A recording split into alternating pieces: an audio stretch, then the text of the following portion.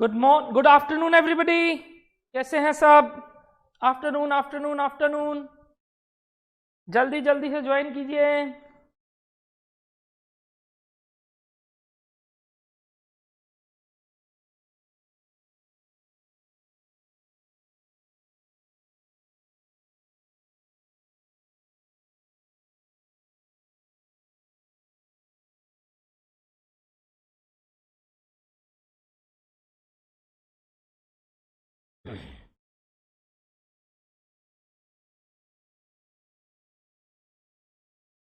Good afternoon.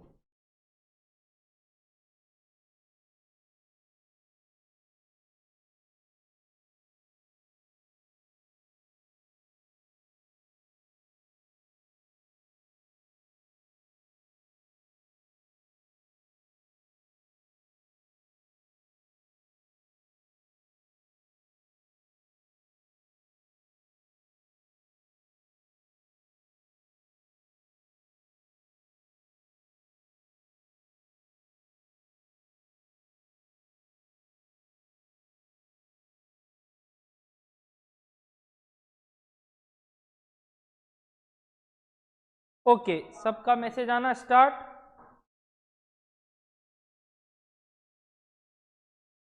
या तो last class बच्चा लोग क्या किए थे? गुड आफ्टरनून सब कोई।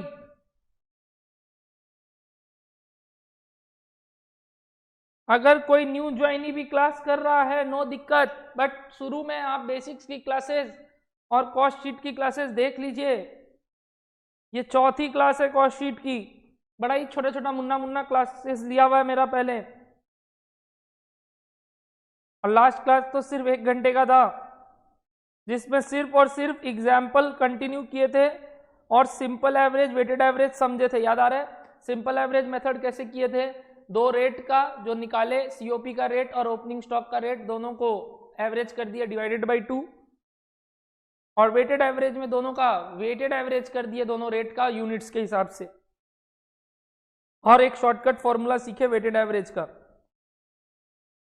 फिर एक एग्जाम्पल किए थे और डिटेल्ड कॉस्ट शीट सिर्फ लिखे थे।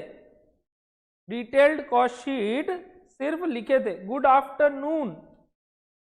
जल्दी जल्दी लिखो, सब कोई नाम पता चल जाएगा। ओके,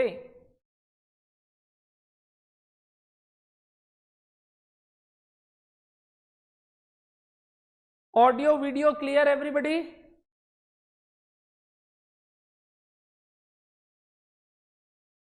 तो मैं स्टार्ट करूं? हाँ सर करिए ना। तो बच्चा लोग डिटेल्ड कॉस्ट शीट कर रहे थे अपने ओल्ड फॉर्मेट, यानी जो पुरानी कंपनियां यूज करती हैं। अब कुछ नए फॉर्मेट भी आ गए हैं जो अपने देखेंगे टाइम टू टाइम, बट पहले ओल्ड फॉर्मेट पे फोकस करो। Opening stock of RM plus purchases and cost related to it. याद रहेगा ये कॉस्ट रिलेटेड टू इट का मतलब भैया जो भी उनके रिलेटेड कॉस्ट थे, जैसे कि carriage inward, freight charges, loading unloading, कोई जीएसटी का पार्ट जो इनपुट नहीं मिलेगा, टैक्सेस जो भी। Yes good afternoon. लेट आ रहे हो सब लोग? जल्दी जल्दी ज्वाइन करो भाई। Closing stock minus and we get raw material consume. फिर डीएल या पीडब्ल्यू, क्या फुल फॉर्म भैया? डायरेक्ट लेबर या प्रोडक्टिव वेजेस, डायरेक्ट एक्सपेंसेस या chargeable expenses, and we get prime cost. फिर production, factory, works, manufacturing overhead बोल के नामकरण है एक ही चीज का। क्या भैया? ओवरहेड जो फैक्ट्री नेचर का है। उसके बाद वर्ड आया था ग्रॉस फैक्ट्री कॉस्ट या वर्क्स कॉस्ट फॉर एफजी या एंड डब्ल्यूआईपी। उससे अपने सेल ऑफ स्क्रैप या इनडायरेक्ट मटेरियल माइनस करते हैं, कॉस्ट से जो सेल हो गया उसको माइनस करते हैं, और net finished goods, finished cost या works cost for finished goods and WIP. फिर ओपनिंग स्टॉक और क्लोजिंग स्टॉक ऑफ डब्ल्यूआईपी का adjustment, and we get net factory cost या works cost for only FG. Office and admin overhead लगता है production nature का, सिर्फ और सिर्फ कंप्लीटेड यूनिट्स पे, और इसीलिए फिर सीओपी आ जाता है। फिर ओपनिंग स्टॉक और क्लोजिंग स्टॉक एफजी का एडजस्ट होके सीओजीएस आता है, कॉस्ट ऑफ गुड सोल्ड। और फिर सेलिंग नेचर के खर्चे उन यूनिट्स पे लगते हैं जो यूनिट्स बिके हैं, और सीओएस आता है, cost of sales. Profit add करने से सेल्स, और लॉस है तो माइनस करने से आ जाएगा सेल्स। ओके भैया, इतना बात पढ़े थे और मैंने बोला था आज सम्स कराऊंगा। एक क्विक रिवीजन देख लिए होगे कॉस्ट शीट का, और लास्ट क्लास का पूरा बात वापस से बोल दिया। छोटा सा क्लास था। आज किताब खोलो, सबसे पहले कॉस्ट शीट के चैप्टर में आओ, बुक में। बुक को प्रॉपर्ली मेंटेन करना है और कॉपी को भी। तो आई नीड कॉपी का बुक कॉपी नंबर, क्योंकि आप पहला कॉपी में ही होंगे अभी, कॉपी नंबर 1 और पेज नंबर बेसिक्स क्लास के बाद जहां से कॉस्ट शीट चैप्टर का हेडिंग दिए थे, सपोज छठे पेज थे, तो छठे पेज से स्टार्ट होके कहां तक ये चैप्टर जाएगा देखते हैं, और टोटल क्लासेस कितना लगेगा देखते हैं। जैसे जैसे क्लास वर्क करोगे, जैसे सपोज आज क्वेश्चन नंबर 2 की है सबसे पहले, सपोज, तो 2 के आगे क्या लिखोगे, कॉपी नंबर 1 और पेज नंबर जो 2 का है। भैया हमारे कॉपी में हम लोग पेज नंबर मेंटेन नहीं कर रहे हैं तो मार खाओगे भाई। यहाँ पे पेज नंबर लिखोगे हमेशा कॉपी का, जहां पे भी जगह है पेज नंबर होना चाहिए कॉपी में। अगर अभी तक नहीं लिखे हो तो पूरा लिखोगे, नहीं तो मम्मी को दे देना, मम्मी लोग बड़ा शौक से काम करेगी। पूरा पेज नंबर लिखना है आप लोग को, और लास्ट तक इस पेज नंबर को कंप्लीट करके रखो। सपोज अब आप लोग पेज नंबर 15 में पहुंच गए, सपोज, तो पेज नंबर 15 में आप पहुंचे हो, तो पेज नंबर 15 पे ये सम्स है। तो बुक में आना चाहिए कि कौन से कॉपी और कौन से पेज नंबर में आपका ये वाला सवाल है। Question number 2 copy number 1 page number 15। जब कॉपी में लिखोगे तो ऐसे लिखोगे, बीचों बीच, यहां नहीं, बीचों बीच, answer to question number 2, answer to question number 2, page जो भी था बुक का 2, पेज भी 2, क्वेश्चन नंबर भी 2। इस तरीके से कॉपी और बुक मेंटेन करो। मैं सच्ची बोल रहा हूं, डिसिप्लिन वे में पढ़ोगे तो पढ़ाई अच्छे तरीके से भी होगी और रिवीजन करते वक्त समय कम लगेगा। जब जब कोई क्लास वर्क होगा अपने उसको क्लास वर्क में टिक करेंगे। जैसे क्वेश्चन नंबर 2 क्लास वर्क है तो टिक करेंगे, और जो होमवर्क होगा वो होमवर्क में टिक करोगे। अगर कोई सवाल मैं बोलता हूं इंपॉर्टेंट है तो वो इंपॉर्टेंट कॉलम में आप उसको टिक करोगे, और अगर आपको लगता है कि नहीं भैया मैं पढ़ा और मुझे लगता है कि ये सवाल बहुत ही इंपॉर्टेंट है, तो आप उस हिसाब से इंपॉर्टेंट टिक करोगे। मेरे को लगा तो मैं करूंगा, आपको लगेगा तो आप करेंगे, ठीक है। सेल्फ प्रैक्टिस का जो 2 कॉलम दिया गया है वो इसलिए दिया गया है, अगर कोई भी सवाल दोबारा प्रैक्टिस करने लायक है तो वो आप जरूर से 2 बार बनाएंगे। भैया जनरली कौन सा सवाल बनाना चाहिए, 1 बार मिनिमम। मैं तो बोलता हूं 1 बार मिनिमम बनाने चाहिए। वो सवाल जो आपको कठिनाई से कंप्लीट करने में मतलब कंप्लीट हुए, और वो सवाल जो मैंने इंपॉर्टेंट बताए, और जो क्लास वर्क में मैंने कराए। यानी होमवर्क के सवाल जनरली इजी होंगे तो वो रिपीट करने के लायक नहीं होंगे, बट हाँ क्लास वर्क वाले क्वेश्चन, इंपॉर्टेंट क्वेश्चन, जो भी जिस कैटेगरी वाइज आप इसको ब्रेक करेंगे कि यार ये सवाल तो मेरे को दोबारा से बनाना पड़ेगा, तो उसको सेल्फ प्रैक्टिस 1 में दोबारा बनाओगे। अच्छा, हो सकता है कोई होमवर्क वाला क्वेश्चन भी टफ लगे तो वो भी सेल्फ प्रैक्टिस में दोबारा। मिनिमम सेल्फ प्रैक्टिस 1 तो करना ही होगा, ऑलमोस्ट 50 to 60% के सम्स का। उसके बाद सेल्फ प्रैक्टिस 2 सिर्फ उन सम का करो जिनको सेल्फ प्रैक्टिस 1 करते वक्त कठिनाइयां हुई। फिर से क्या डन है आपको बात? 2 बार अगर एक ही सवाल बना लोगे वापस से, जो भी टफ लगा या जो नहीं बना, मोर देन इनफ है, मोर देन इनफ है। और अलग से आपके लिए प्रैक्टिस बुक भी तो है, वो कहां चला जाएगा भैया? हाँ भैया याद है हम लोग को, ये रहा आपका प्रैक्टिस बुक, होपफुली आपको याद हो, जिसमें एमसीक्यू, आरटीपी, एमटीपी सब कवर्ड है। याद आ रहा है? ये किताब भी तो है आपके पास, जिसमें लास्ट टर्म 4 टर्म के पेपर है, जिसमें आपके पास मॉक टेस्ट पेपर है, जिसमें बिट क्वेश्चंस है। तो ये सब आपको बनाने हैं भैया। कब बनाएंगे? मैं बनवाऊंगा, आपको टेंशन नहीं लेना है। जैसे ही कॉस्ट शीट कंप्लीट करेंगे ना, अपने इसका सारा का सारा पेपर का जो जो सम्स मेरे को लगेगा अनोखा है आपको करवाऊंगा, और जो जो सम्स आपको एग्जाम में पूछे जाने लायक है वो यहीं से पता चलेंगे। जितने भी मॉक टेस्ट पेपर्स है, जितने भी एग्जाम टाइप क्वेश्चंस है, जैसे ही वो पता चलेगा आपको तभी मजा आएगा। समझ में आया?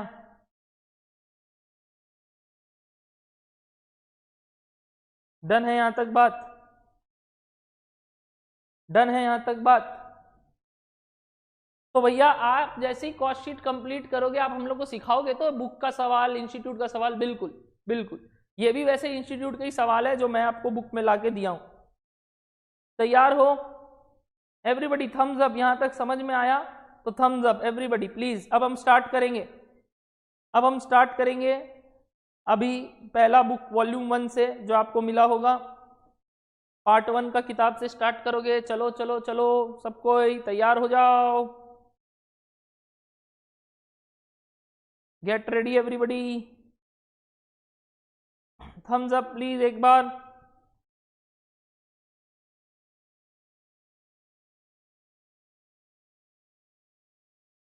क्या तैयार हो?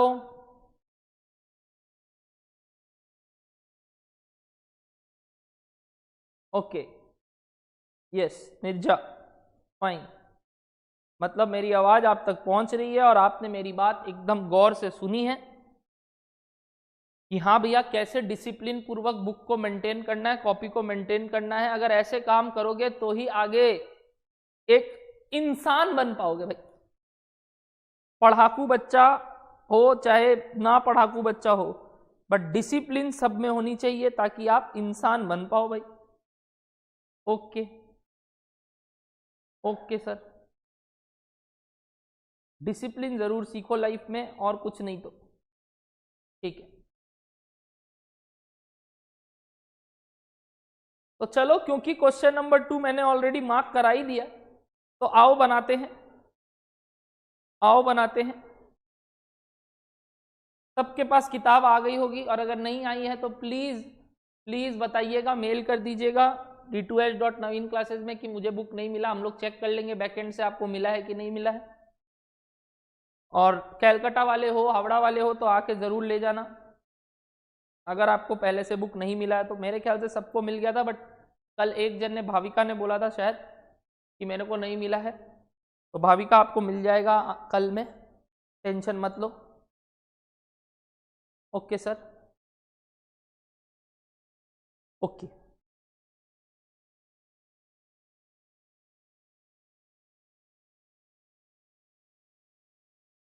चलो क्वेश्चन नंबर 2 से स्टार्ट करते हैं। COP मांगा है, COP मांगा है, COP, COP आराम से लिखो, calculation of COP।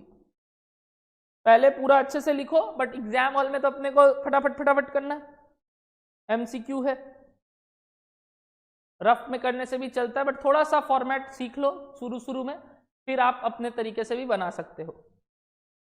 Good afternoon Avisha, मैंने अभी तक कुछ नहीं कराया, सिर्फ रिपीट कराया बात जो लास्ट क्लास पढ़े, और कॉपी कैसे मेंटेन करना है वो बताया। थोड़ा लेट एंट्री कर रहे हो, जल्दी जल्दी आओ। 1:45 में मैं स्टार्ट कर दूंगा मुन्ना।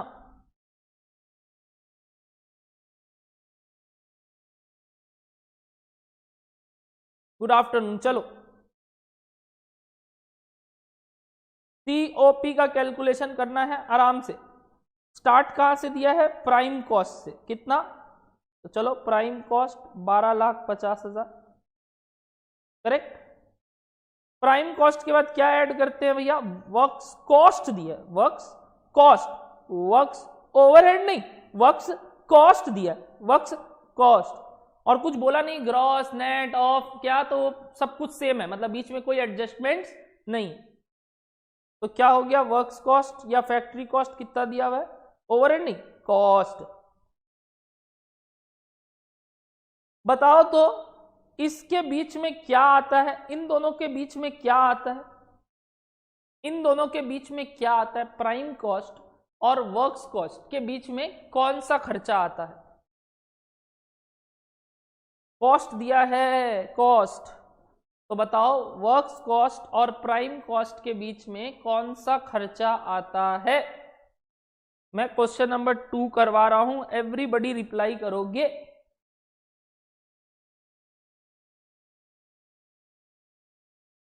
ऑडिबल? हाँ,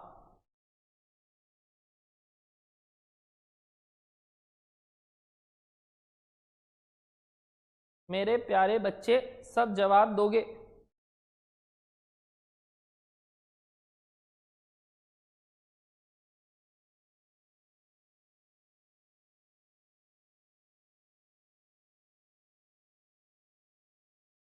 लगता है सब कोई सम्स बना रहे हैं, इतना शांति से सम्स बना रहे हो। टाइपिंग करो थोड़ी, टाइपिंग। वेरी गुड पवन, भास्कर, वेरी वेरी गुड भैया। वही 4 नाम एक ही आदमी। Factory overhead, factory overhead balancing figure, factory overhead balancing figure. Very good Nirja, very good Abhisha. Balancing figure factory overhead 7.5 lakh, correct. Balancing figure factory overhead 7.5 lakh. एक चीज नोटिस किए, मैं सम्स पूरा पढ़ता ही नहीं हूं। जितना सम्स पढ़ के जो जो समझ में आता है पहले वो लिख लो। यही आपको बहुत इजी तरीका होगा कोई भी सवाल बनाने का एमसीक्यू पैटर्न में, कि भैया जो जो इंफॉर्मेशन मिलता है रफ कागज में या रफ तरीके से लिखना स्टार्ट करो, और जो जो फिगर्स आपको उधर से समझ में आता है निकालना स्टार्ट करो। ठीक है भैया, ठीक है, सीख गए। अब बोला ऑफिस ओवरहेड्स। ऑफिस ओवरहेड के बारे में कुछ बोला नहीं है, तो भैया हम लोग क्या मानेंगे, क्या है? अच्छा, कल एक बात कर रहे थे कि अगर सम्स में कुछ बताता नहीं है कौन से मेथड से करना है क्लोजिंग स्टॉक का वैल्यूएशन, तो कौन सा मेथड अप्लाई करेंगे। जहां आप नोट्स लिखे हो ना, जहां आप इसका नोट्स लिखे हो ना, यही स्टॉक का वैल्यूएशन का, वहां लिखोगे if nothing is mention then we always follow weighted average method. अगर सम्स ने कुछ मेथड नहीं बताया तो बेस्ट मेथड जो अप्लाई करना चाहिए वो है वेटेड एवरेज मेथड। अगर सम्स ने बोल दिया फीफो तो फीफो, लीफो तो लीफो, सिंपल एवरेज तो सिंपल एवरेज, वेटेड एवरेज तो वेटेड एवरेज। सम्स ने कुछ नहीं बोला, सिर्फ बोला वैल्यूएशन करो क्लोजिंग स्टॉक का, तो आपको सिर्फ एक तरीके से करना है वेटेड एवरेज, ठीक है। अदरवाइज सम्स विल मेंशन, यानी इंस्टीट्यूट बोलता है अगर साइलेंट है सम्स वैल्यूएशन की तरफ तो अपने कौन सा वाला करेंगे, वेटेड एवरेज, ठीक है। हाँ सर, ठीक है, चलो ये बात भी बता दिया। वर्क्स कॉस्ट के बाद ऑफिस ओवरहेड।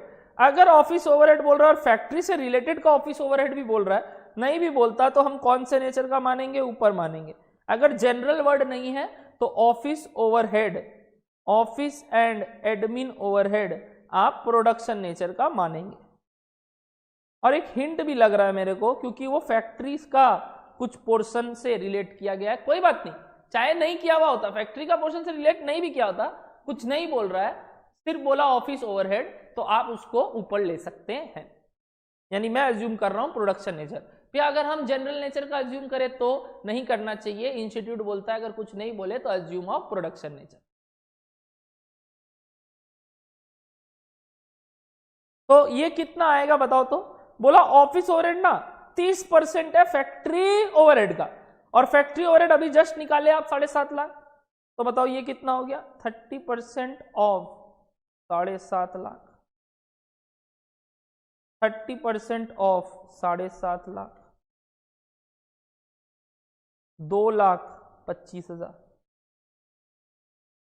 2,25,000, और टोटल क्या आता है, COP 2225,000। आया क्या ये,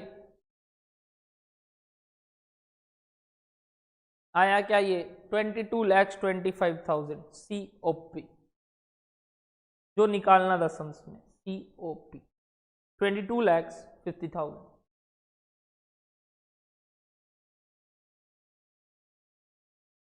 very very good everyone, very very good everyone. क्या क्वेश्चन नंबर 2 क्लियर है सबको? ऐसे ही बढ़ते चलो, बढ़ते चलो, बढ़ती का नाम जिंदगी।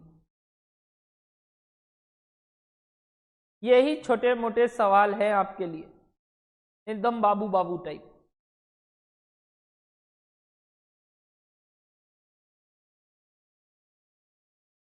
तो फाइनल सीओपी इज 22,25,000। चलो, बहुत खूब, बहुत खूब, वेरी गुड। चलो क्वेश्चन नंबर नेक्स्ट, आराम से 3। क्वेश्चन नंबर नेक्स्ट 3, आराम से पढ़ो, धीरे धीरे, हौले हौले हौले हौले। A firm has purchased a plant to manufacture a new product. नया प्रोडक्ट बनाना चाह रहे हैं, ठीक। कुछ सेल्स के बारे में बताया 36,000 यूनिट्स, और एक लास्ट लाइन पढ़ो, Assume whatever is produced is sold, यानी प्रोडक्शन और सेल सेम है, मतलब फिनिश गुड्स का कोई खेला नहीं है, ओपनिंग स्टॉक क्लोजिंग स्टॉक का कोई खेला नहीं है, जितना माल बना उतना का उतना बिक गया, ठीक ठीक ठीक, यानी सीओपी ही सीओजीएस है, ठीक है ठीक है। ये सब गाली तो नहीं दे रहे ना आप, नहीं, सीओपी मतलब कॉस्ट ऑफ प्रोडक्शन, सीओजीएस मतलब कॉस्ट ऑफ गुड्स सोल्ड, दोनों सेम है, क्योंकि जितना बना उतना बिक गया, ठीक। अब आता है मटेरियल, बोल रहा है मटेरियल 4 रुपया करके पर यूनिट है। अच्छा, मटेरियल किस पे होता है? On production. मटेरियल किस पे लगता है? प्रोडक्शन यूनिट्स पे, याद है ना, फिनिश कंप्लीटेड यूनिट्स और डब्ल्यूआईपी यूनिट्स दोनों पे। तो यहाँ क्योंकि डब्ल्यूआईपी के बारे में कुछ नहीं है, तो 4 रुपया करके किस पे? सिर्फ प्रोडक्शन यूनिट्स पे, ठीक है। और प्रोडक्शन यूनिट्स भी सोल्ड यूनिट जितना ही है, 36,000, तो मटेरियल का खर्चा आ जाएगा। Similarly direct labour on production unit निकल जाएगा आराम से। ओवरहेड्स कौन सा? मैन्युफैक्चरिंग, मैन्युफैक्चरिंग मतलब फैक्ट्री वाला, तो ठीक है। और वो पूरा साल का दे दिया, तो ठीक है, वो लिख देंगे as it is. Admin expenses कुछ बोला नहीं, तो आप इसको प्रोडक्शन नेचर का मान के सीओपी निकाल लोगे, ये भी पूरा दे दिया, ठीक है। सेलिंग एक्सपेंसेस के लिए बोला है 15% ऑफ सेल्स है, सेलिंग एक्सपेंसेस के लिए बोला है 15% ऑफ सेल्स है, और सेल्स का सेलिंग प्राइस नहीं दिया और वही मांगा है, कैलकुलेट द सेलिंग प्राइस, अगर हमको प्रॉफिट 1.5 रुपया करके कमाना है, ठीक ठीक। तो चलो सम स्टार्ट करते हैं। वेरी गुड सवाल, मिसिंग फिगर के ऊपर पहला question, answer to question number 3, page number 2। आओ, जिन के पास बुक नहीं है यहां से एक बार सवाल देख लो, मैंने सब कुछ लिख दिया, बता दिया। क्वेश्चन नंबर 3 एक बार देख लो, मैंने सब कुछ लिख लिया, बता दिया।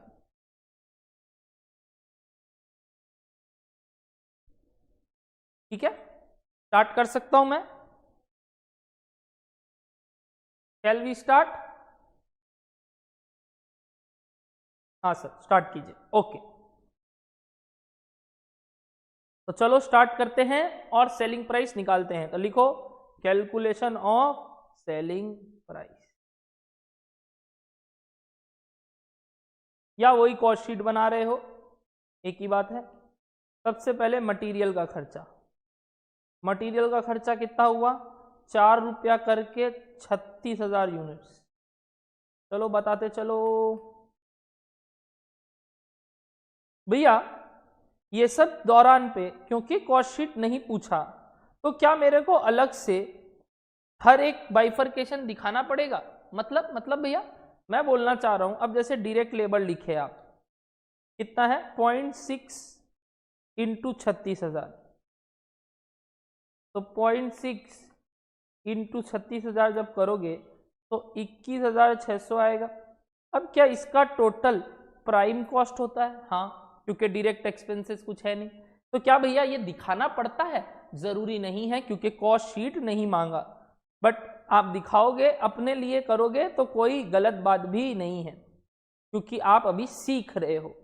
सीखने की स्टेज पे सारी बातें लिखो, आगे जाके आप लोग भी अकस्टम्ड हो जाएंगे इस चीजों से। फिर आएगा मैन्युफैक्चरिंग ओवरहेड, जो कि साफ साफ दे दिया 24,000, जिसके टोटल को क्या बुलाते हैं? Works cost. या फैक्ट्री कॉस्ट 189600। फिर एडमिन ओवरहेड कितना दिया 28800। और क्या आता है सीओपी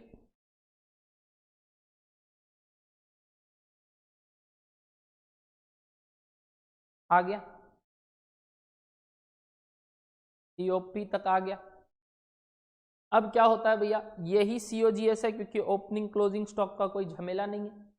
अब कुछ सेलिंग एक्सपेंसेस ऐड होते हैं, सेलिंग ओवरहेड्स, जो कि बोला 15% of sales.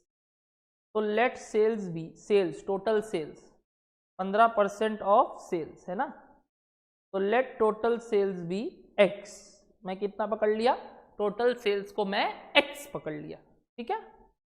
Late total sales be x, तो ये कितना हो गया 15% of x, 15% of x, 15% of x, correct. जिसको आप 0.15x भी लिख सकते हो। 15% मतलब 0.15%, का मतलब क्या होता है डिवाइडेड बाई 100, यानी 2 डेसिमल इधर। हे भगवान, इतना तो मालूम होगा। यानी मैं इस बात को क्या लिख सकता था, इंस्टेड ऑफ दिस मैं क्या लिख सकता था बताइए, इतना तो पता होगा। इंस्टेड ऑफ दिस मैं क्या लिख सकता था भैया 0.15x, 15% मतलब 0.15 इंटू एक्स, यानी x 1.15x।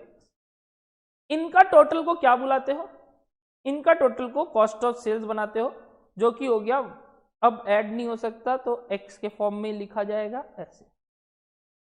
Cost of sales तक समझ में आया, COP plus selling. Cost of sales तक समझ में आया, सीओपी प्लस सेलिंग। सेल्स ही नहीं पता तो एक्स ले लिए। चलो प्रॉफिट के बारे में बताया है, जो कि 1.5 रुपया करके सीधा बता दिया, 1.5 रुपया का मुनाफा पर यूनिट। और कितना पे कमाएंगे, सोल्ड यूनिट्स पे। सोल्ड यूनिट्स ही 36 है, सोल्ड यूनिट्स भी 36 है, तो प्लस प्रॉफिट 36,000 इंटू 1.5 रुपया। चलो चलो चलो, कितना आया 54,000। अब इसको ऐड कर दो तो सेल्स आना चाहिए, and we know sales is x, जो अपने एक्स पकड़े थे, सेल्स इज एक्स। तो क्या इक्वेशन बना, therefore EOS plus profit is equals to sales. तो क्या आप इक्वेशन में लिख सकते हो, हाँ भैया 2,18,400 प्लस 0.15x प्लस 54,000 का profit is equals to x. तो क्या यहां से x निकाल सकते हो मुन्ना, सिंपल इक्वेशन है सिंगल वेरिएबल का। 0.15x को इधर भेज दो तो 0.85 बचेगा, और इन दोनों को ऐड कर दो, 218400 plus 54,000 will give you 272400 is equals to 0.85x। तो 0.85 से डिवाइड कर दो, तो कितना आया बताइए सेल्स। कुछ अटपटा फिगर आ रहा होगा, कोई दिक्कत नहीं है क्या, सबका इतना आया।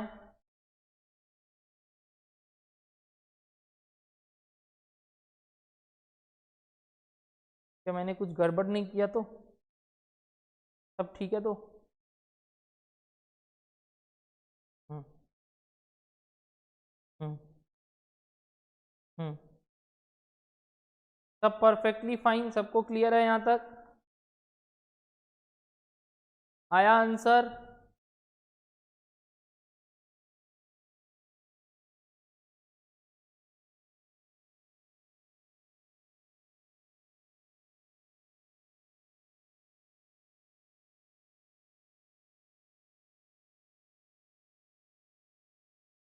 सेल्स आ गया, this sales is for 36,000 units, therefore selling price per unit is equals to this amount divided by 36,000 units, which is equals to 8.90 approx per unit।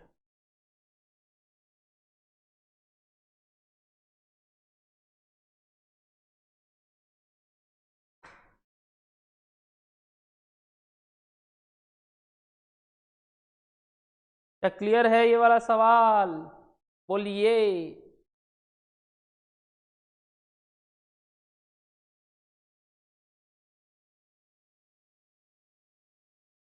पूरा क्लियर? Question number 3? हाँ सर क्लियर।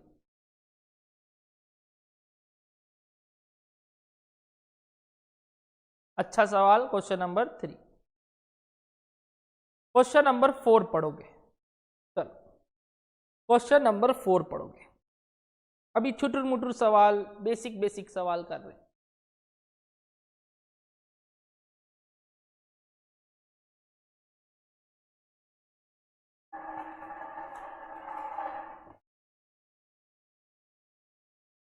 पहला पहला बार है, इसीलिए अभी try करो। Question number 4 try करोगे?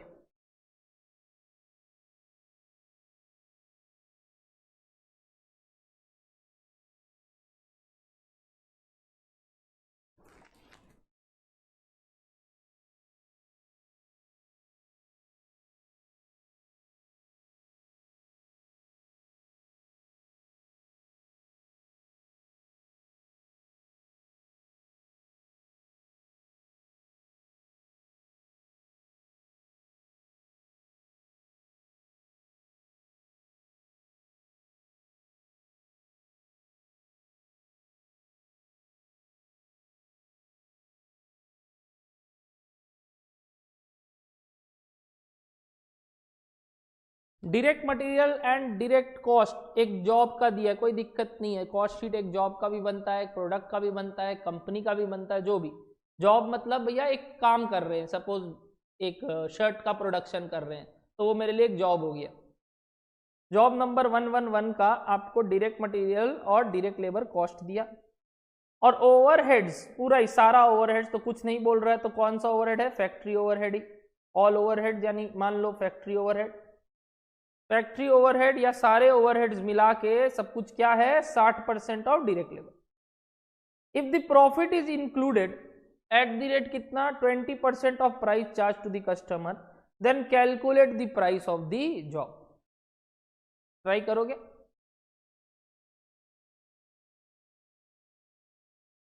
Per unit basis पे ही चलो, कोई दिक्कत नहीं है। भैया यूनिट्स नहीं दिया रहे, कोई बात नहीं, पर यूनिट बेसिस पे चलो। तो डायरेक्ट मटेरियल कितना है? 550 का 60%, 330 ओवरहेड्स हो गया। तो बताओ कॉस्ट कितना हो गया टोटल? इजी सवाल, फटाफट हो जाएगा कैलकुलेटर में। 1640, 760 प्लस 550 प्लस 60% ऑफ 550 यानी 330, टोटल 1640।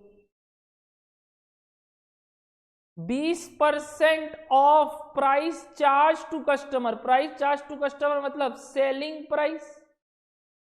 अच्छा, सेलिंग प्राइस पे 20% यानी 1/5 ऑन सेल्स। जानते हो ये चीज? क्या बोला? 1/5 ऑन सेल्स, यानी कि 1/4 ऑन कॉस्ट आता है ये काम आप लोग को। मैंने लास्ट क्लास भी सिखाया था। 1/5 ऑन सेल्स मतलब 1/4 ऑन कॉस्ट, पहले भी बताया हुआ ये बात। तो कॉस्ट का 1/4 निकाल लो, 410 रुपया प्रॉफिट हो जाएगा। ये टोटल कॉस्ट हो गया ना, का 1/4। तो selling price to be charge कितना हो गया? 2050। What is the price for job number 111? Selling price हो गया 2050।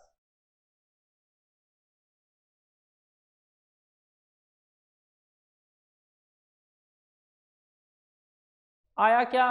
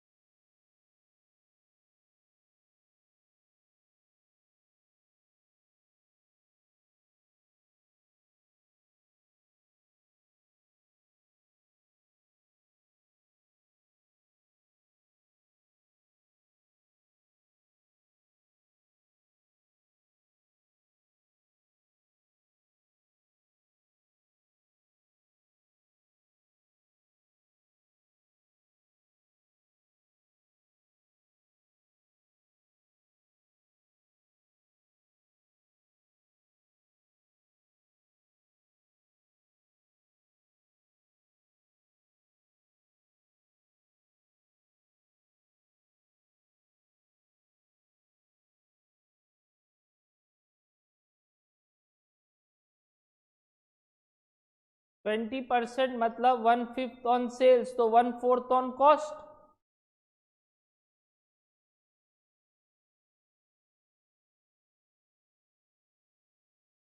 कॉस्ट निकल गया 1640, तो उसका 1/4 410, तो सेलिंग प्राइस आ गया 2050, है ना। इजी है तो ठीक है भैया, एकदम हौले हौले, कोई हड़बड़ी नहीं, आराम से बनाओ। क्या ही करोगे भाग के, अभी बहुत देरी है, दिसंबर में एग्जाम। आओ, बेसिक स्ट्रांग रखोगे तो आगे इजी होगा चैप्टर्स। क्वेश्चन नंबर 5, टफ सवाल, स्टार मार्क सवाल। तो भैया आपने अभी तक हम लोग को 2, 3, 4 बताया और 5 में आप क्लास वर्क करा रहे हो और उसको इंपॉर्टेंट बोल रहे हो, तो 5 को इंपॉर्टेंट मार्क करो, ठीक है। इस टाइप के क्वेश्चन आपको एग्जाम हॉल में देखने को मिलेंगे सीएमए के। तो सीएमए स्टूडेंट्स आपके लिए बहुत important question number 5 important mark करो। ये सब पेपर एनालिसिस करके बताया जा रहा है और आप जब करोगे तो आपको दिखेगा भी। रेडी? ये सवाल मेरे साथ साथ, क्योंकि थोड़ा डिफिकल्ट है, इजी नहीं है, थोड़ा वेरिएबल इन्वॉल्व है, थोड़ा पढ़ो आराम से।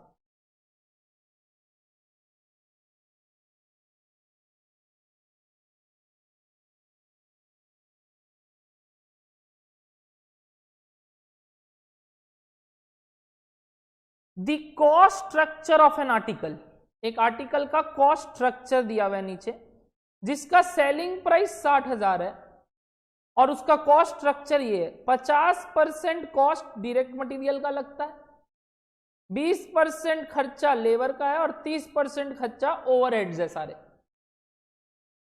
कोई मेरे को बताएगा 50% क्या 60,000 का करेंगे कि नहीं करेंगे? 60,000 तो सेलिंग प्राइस है, और अगर सेलिंग प्राइस का ही 50 कर दोगे, 20 कर दोगे और 30 कर दोगे तो पूरा 100% खत्म हो जाएगा, यानी खर्चा ही खर्चा है, प्रॉफिट कुछ है ही नहीं। यानी ये जो percentage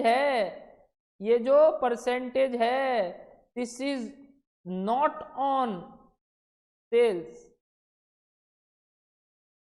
not on sales, rather it is of cost। यानी टोटल कॉस्ट का 50% मटेरियल है, टोटल कॉस्ट का डायरेक्ट लेबर 20% है और टोटल कॉस्ट का 30% ओवरहेड है, not of sales. Done? Meaning समझ में आ रहा है? और ऊपर लिखा भी था कॉस्ट स्ट्रक्चर है ये, यानी कॉस्ट के ऊपर बेस्ड है ये स्ट्रक्चर, और साइड में सेलिंग प्राइस दे दिया, इसलिए थोड़ा दिक्कत हुआ। पहले बोलो इतना बात क्लियर है? यानी ये सब परसेंटेज ऑन कॉस्ट है और कॉस्ट पता नहीं, सेल्स पता है। ठीक है, रुक जाते।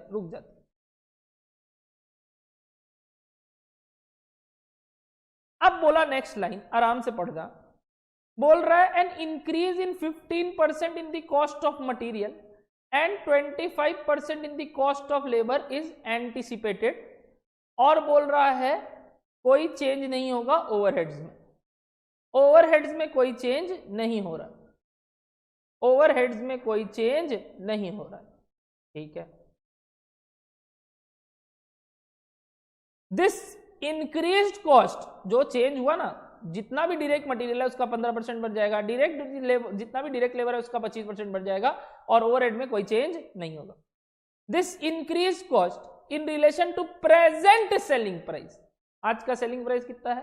60,000। एक यूनिट का कॉस्ट निकाल लो और आज का सेलिंग प्राइस कितना है? 60,000। इस कॉस्ट इंक्रीज के कारण और करंट सेलिंग प्राइस के कारण होगा क्या? प्रॉफिट गिरेगा ऑब्वियसली। अगर आप सेम दाम पे वही माल बेच रहे हो जिसका खर्चा पहले कम लगता था अब ज्यादा, तो प्रॉफिट डिप डाउन हो जाएगा।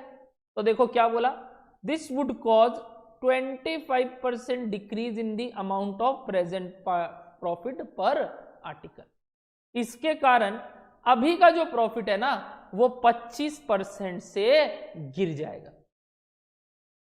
ठीक है भैया, अब सारी बातें में कहीं भी फिगर नहीं दिया सिवाय सेल्स के। यस, ना कॉस्ट बताया, ना प्रॉफिट कितना परसेंट है कॉस्ट का, सेल्स का बताया, ना कॉस्ट का बताया। तो इस सवाल में वेरिएबल लेके सम्स को करना पड़ेगा। एकदम आराम से मेरी बात सुनना, पहले बोलो सब के सब सम्स का इंटरप्रिटेशन क्लियर होता है? कैसे सम्स को रीड करते समझ में आता है, तोड़ तोड़ के। अन्ना लग रहा है छोटा सा सवाल है, बट कितना कितना घाव करे, गंभीर वाला बात किया है, क्योंकि कहीं पे भी कुछ वैल्यू ही नहीं दिया तो हम सम्स करें कैसे? ना ये बताया सेल्स का कितना पोर्शन कॉस्ट है, ना ये बताया सेल्स का कितना परसेंट प्रॉफिट है, बस दे दिया सारा बात। और आपको बोला प्रिपेयर स्टेटमेंट ऑफ प्रॉफिट पर आर्टिकल एट प्रेजेंट। एक पूरा स्टेटमेंट ऑफ प्रॉफिट पर आर्टिकल बनाना है, तो उसके लिए पहले तो वर्किंग नोट करना होगा। आओ आंसर करते हैं क्वेश्चन नंबर 5। प्लीज एक बार सबको रिप्लाई करेंगे कि हाँ भैया हम लोग को इंटरप्रिटेशन क्लियर हो गया।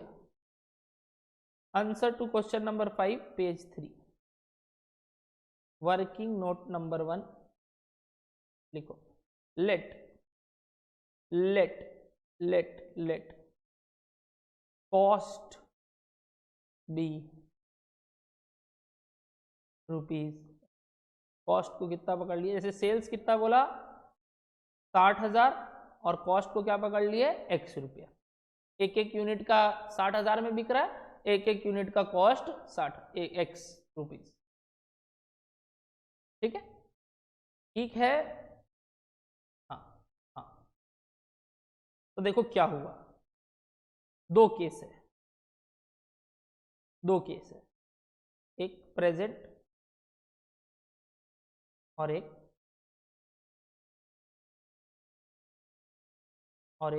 प्रपोज्ड इंक्रीज वाला, प्रेजेंट और प्रपोज्ड। प्रेजेंट में मटेरियल का खर्चा कितना हो गया, प्लीज सब कोई लिखोगे, क्लियर है तो प्लीज। निजा ने लिख दिया, प्लीज बताओ। और अब बताओ मेरे को मटेरियल का खर्चा कितना हुआ। भैया मटेरियल 50% ऑफ x यानी कि 0.5 है।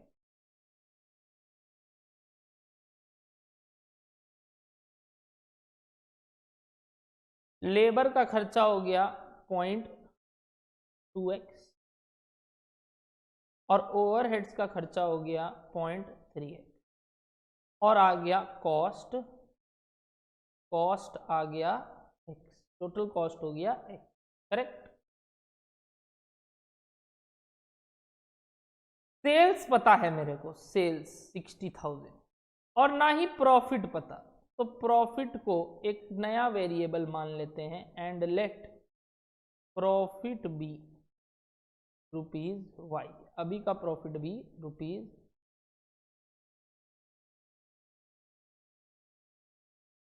तो मैं क्या बोलूं, ध्यान से सुनना। Therefore x plus y is equal to 60,000।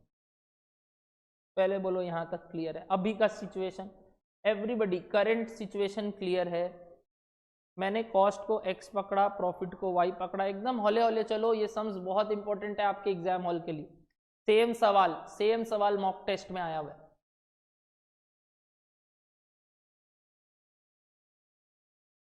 क्या प्रेजेंट सिचुएशन क्लियर है?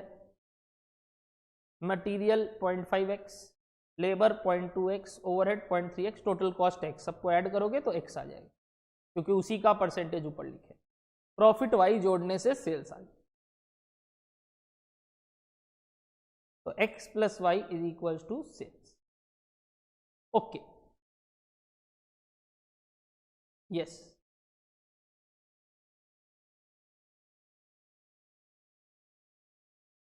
जितने भी वीडियो में करते हैं क्लास और जितने लोग भी बैकअप में करते हैं class, pen drive, Google drive, app, जो भी, प्लीज एकदम शांति पूर्वक किया करो, आगे पीछे मत बढ़ाया करो। इसके कारण आपको कोई भी सवाल कम बेसी समझ में आएगा। जहां तक हो फुल सुनो एक बार। हाँ, हल्का फुल्का स्पीड अप करना कर लो, but I will not suggest for CMA students कि आप स्पीड अप करें, क्योंकि मैं एकदम आपको कम देर ही पढ़ाता हूँ, तो भागने का आपको क्या दरकार।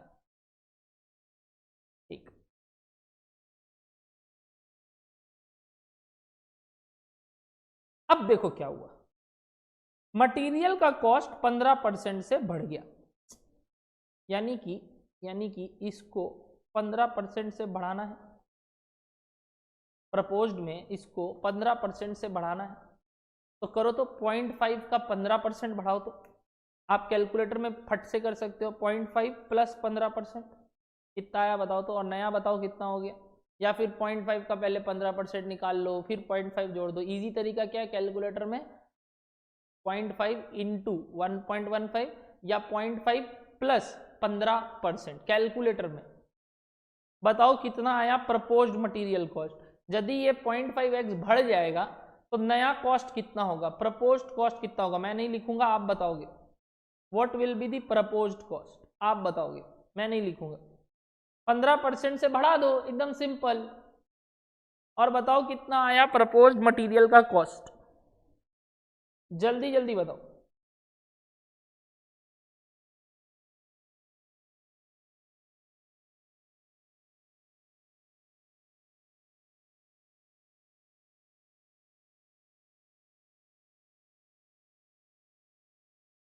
जल्दी जल्दी बताओ सबको।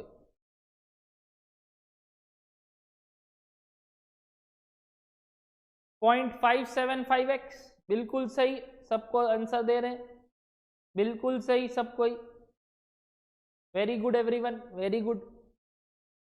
0.575x 15% से जोड़ दो या इंटू 1.15 कर दो, एक ही बात है, ठीक है भैया।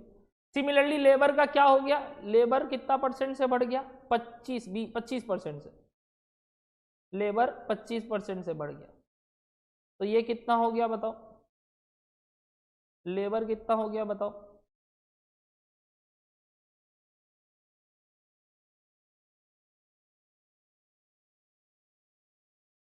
लेबर हो गया 0.25x, ओवरहेड कुछ चेंज नहीं हुआ, यानी ये 0.3x।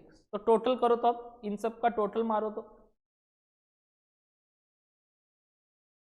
कॉस्ट कितना हो गया 1.125x, 1.125x आया क्या, टोटल हो गया 1.125x, 1.125x। अच्छा, बोल रहा है सेल सेम है, यही तो बोला था।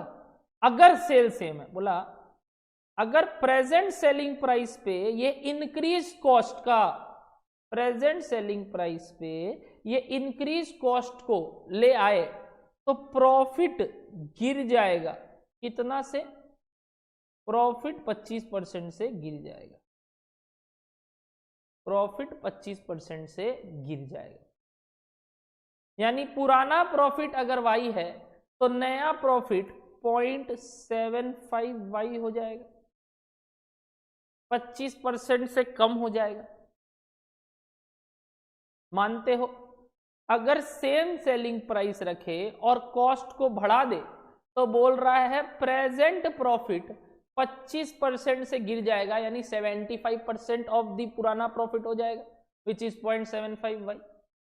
यही तो ये लाइन बोला, the increased cost in relation to present selling price would cause a decrease in amount of present profit per article by 25%, 25% से गिर जाएगा।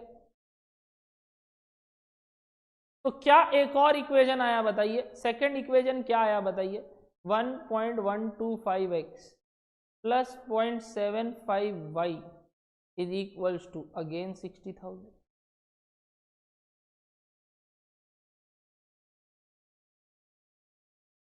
अरे यार आप 0.75 लिख लो, उसमें क्या है।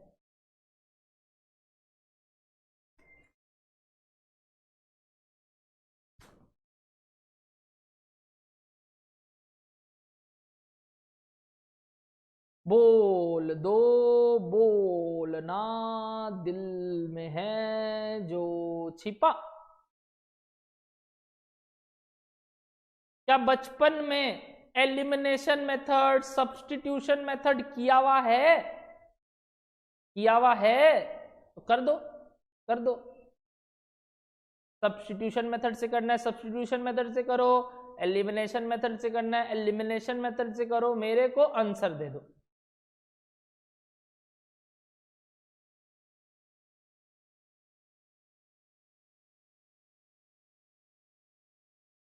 इस पूरे को इंटू 1.125 कर दो ताकि x x सेम हो जाए। याद है elimination method? Elimination method, let us multiply the first equation into 1.125 ताकि ये भी यही आ जाए। तो बताओ ये क्या बन गया, 1.125x plus 1.125y is equal to 60,000 into 1.12 भी हो जाएगा 1.125 यानी 67500। और ये एज इट इज लिख दो 1.125x plus 0.75y is equal to 60,000। अब you know how to eliminate, minus कर देते हैं, माइनस कर देते हैं, माइनस करने से ये कट जाएगा और 1.125 माइनस 0.75 कितना होता है 0.375y इज इक्वल टू 7,500।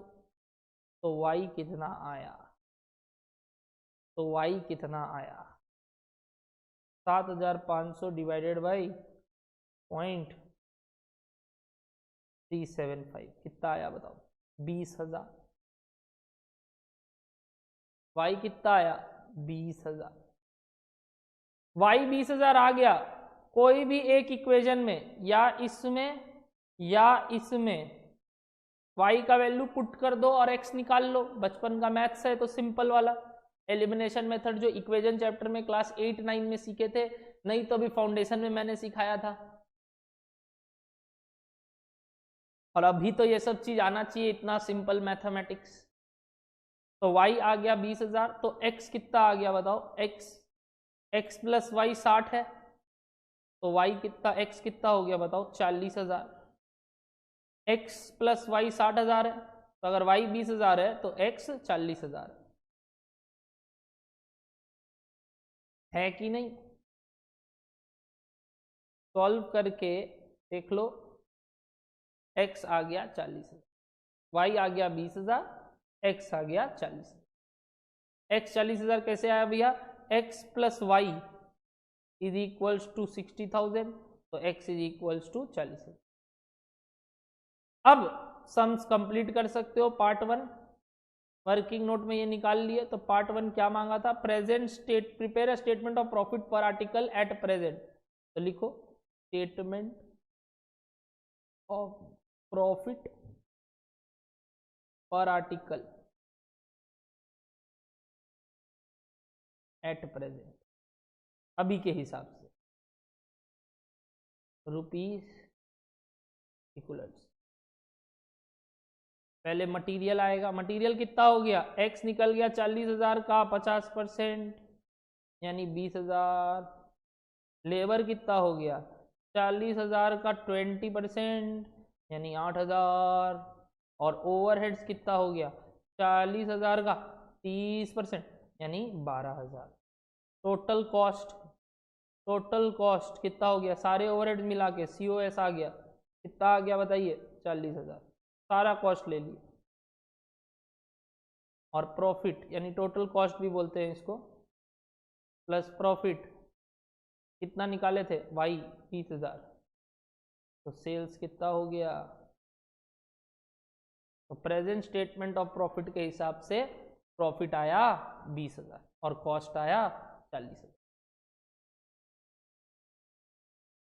कैसा लगा सवाल, धासु सवाल, धासु सवाल, धासु सवाल।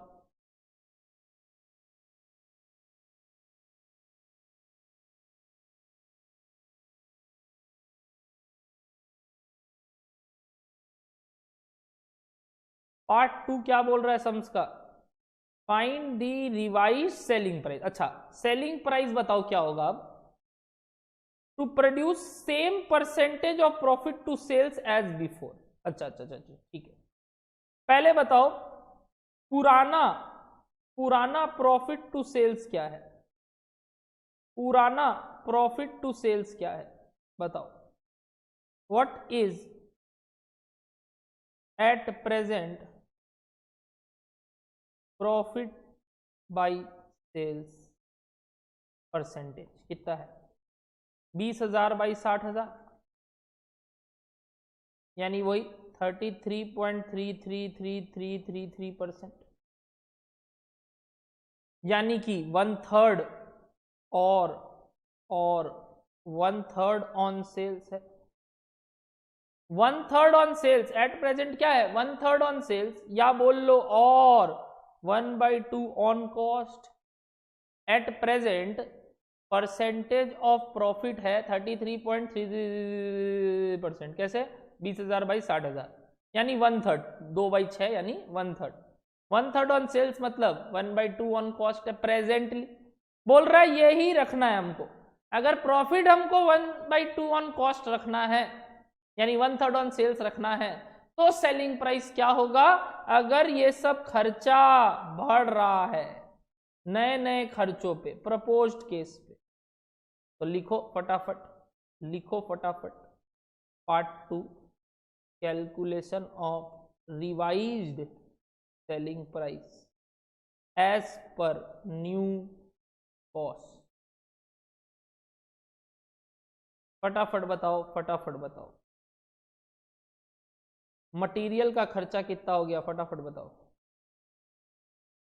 मटेरियल का खर्चा कितना हो गया? फटाफट बताओ, सब कोई बताओगे। मटेरियल का पुराना खर्चा कितना था? 20,000। पुराना खर्चा कितना था? 20,000। हाँ, तो बोला 15% से बढ़ जाएगा। होप यू ऑल रिमेंबर, 15% से बढ़ जाएगा, तो इंटू 1.15, 15% से बढ़ा दो इसको। 23,000 मटेरियल का खर्चा। लेबर का खर्चा था 8,000, जो बोला 25% से बढ़ जाएगा, तो ये हो जाएगा 10,000। और ओवरहेड्स बोला कुछ नहीं बढ़ेगा, वो 12 ही रहेगा।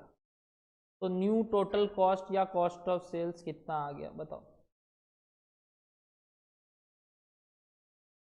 45,000।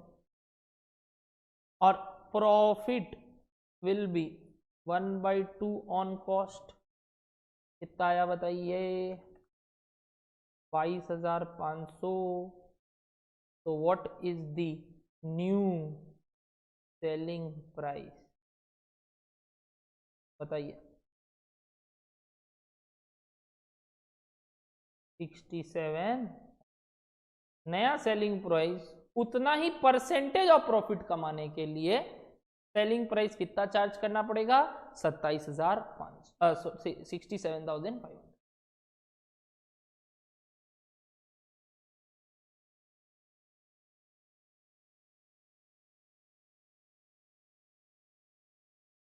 सब कोई क्वेश्चन समझ में आया? उतार लिए एक बार, हजम करो इस सवाल को please. Very very important question for exam.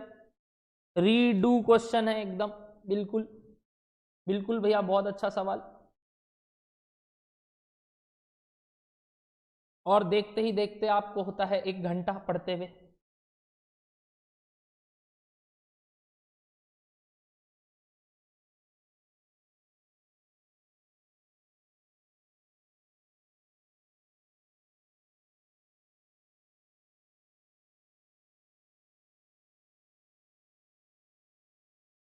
Done.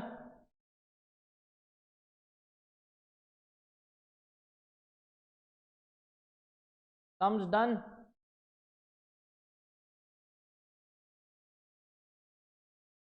Question number 5 बहुत ही इंपॉर्टेंट क्वेश्चन, कंप्लीट। 6 आपका होमवर्क, 6 आपका होमवर्क। अभी क्वेश्चन नंबर, अभी टफ क्वेश्चन एक और करेंगे, अभी एक और टफ क्वेश्चन करेंगे।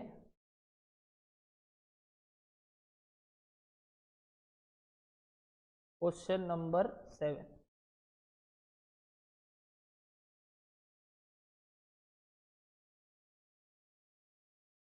इसको भी इंपॉर्टेंट मार्क करो, आज इससे रिलेटेड एक बात सीखोगे, कुछ नोट्स लिखाऊंगा, 4 मार्क करो क्वेश्चन नंबर 7। तो 6 होमवर्क, 7 क्लास वर्क और इम्पोर्टेंट।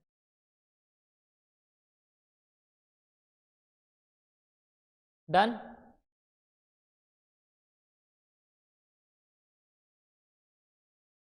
पहले क्वेश्चन नंबर 7, आराम से टाइम लेके पढ़ो और इंटरप्रिटेट करो। इतना टाइम आपको कोई नहीं देगा मेरे जितना।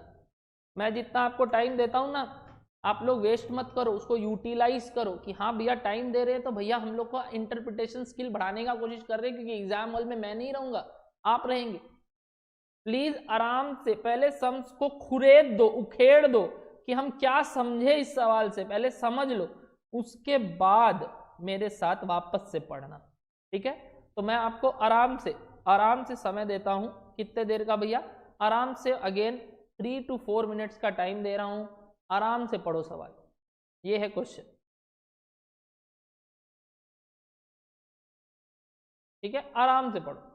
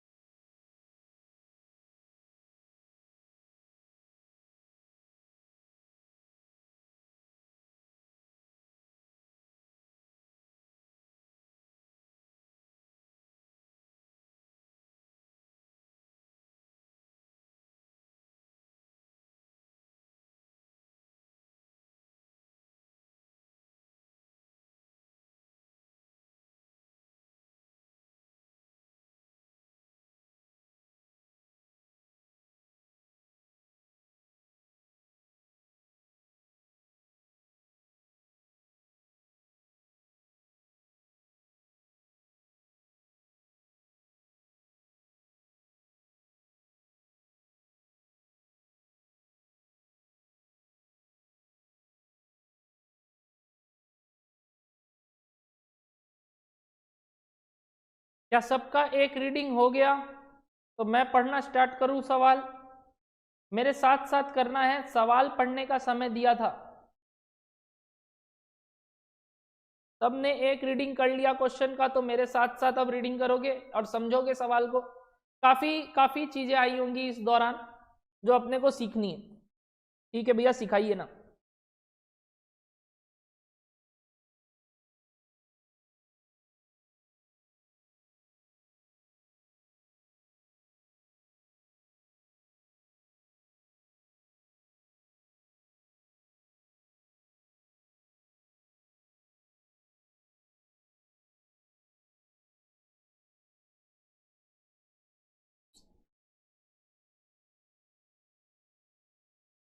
मेरा आपसे क्वेश्चन नंबर 1, मेरा आपसे क्वेश्चन नंबर 1, कंप्लीटेड यूनिट्स बताइए कितना।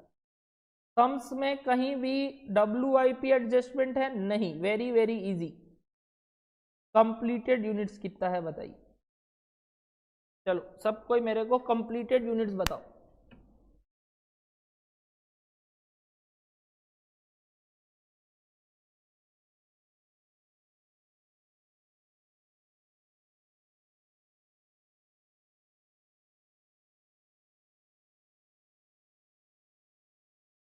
यानी प्रोडक्शन यूनिट्स, इस साल का प्रोडक्शन यूनिट कितना। क्यों पूछ रहे हैं भैया आप, बता रहा हूं, पहले मेरे को बताओ तो। एक छोटा छोटा बात कर रहे हैं ताकि आपको ये बड़ा सवाल अगर एग्जाम में आता है तो कैसे पूछ सकता है सीएमए में। मेरे को पहले बताओ what is the production unit this year, sorry last year, जो ईयर एंड बोला है ना 31 मार्च 2016, उसका क्या प्रोडक्शन है, आराम से बताओ। बहुत ही बड़ा सवाल है, उम्दा सवाल है, आराम से बताओ। पवन का आंसर आया 15,000 यूनिट।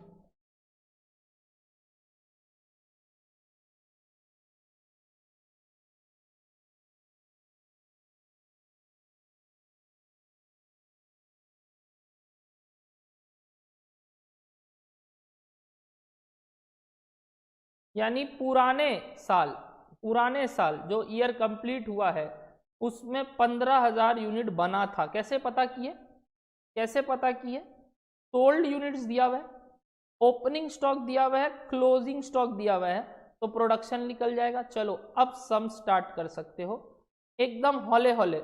आपके लिए मैं एकदम हौले हौले चलूंगा क्योंकि आपका एग्जाम भी हौले हौले होता है, समय भी भरपूर मिलता है और छोटे छोटे पार्ट्स का मार्क्स मिलता है। तो answer to question number 7 page 3, एकदम हौले हौले। वेरी गुड, कैसे आया बताइए तो। Working note number 1, calculation of production units या प्रोड्यूस्ड यूनिट्स इन कौन सा साल में, पुराना साल एंडिंग 31 मार्च यानी 2015 से। बताइए कैसे आएगा calculation of produced units in 2015-16, फटाफट बताओ भैया। ओपनिंग स्टॉक प्लस प्रोडक्शन यानी produced units minus closing stock is equals to sold units. तो यहाँ से ओपनिंग 0, प्रोडक्शन निकालना है, क्लोजिंग 5,000 और सोल्ड 10,000, तो प्रोडक्शन यूनिट्स आ गया 15,000। ठीक है, चलो ठीक।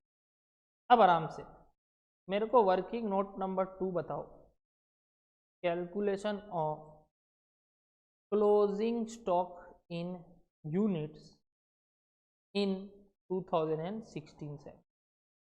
ये डेटा के लिए आपको क्या क्या चाहिए, ओपनिंग स्टॉक, नए साल का production, produced units minus closing stock, आपके लिए बैलेंसिंग फिगर निकलेगा, is equals to sold units.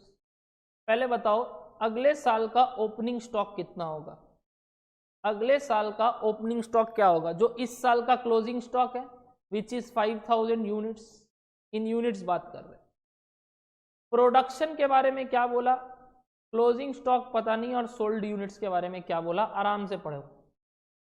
मैंने सम्स पूरा देखा हुआ है इसीलिए मैं चल रहा हूं, आपने भी एक बार रीडिंग कर लिया। Output will increase by 1/3, output will increase by 1/3 और sales quantity will increase by 50%।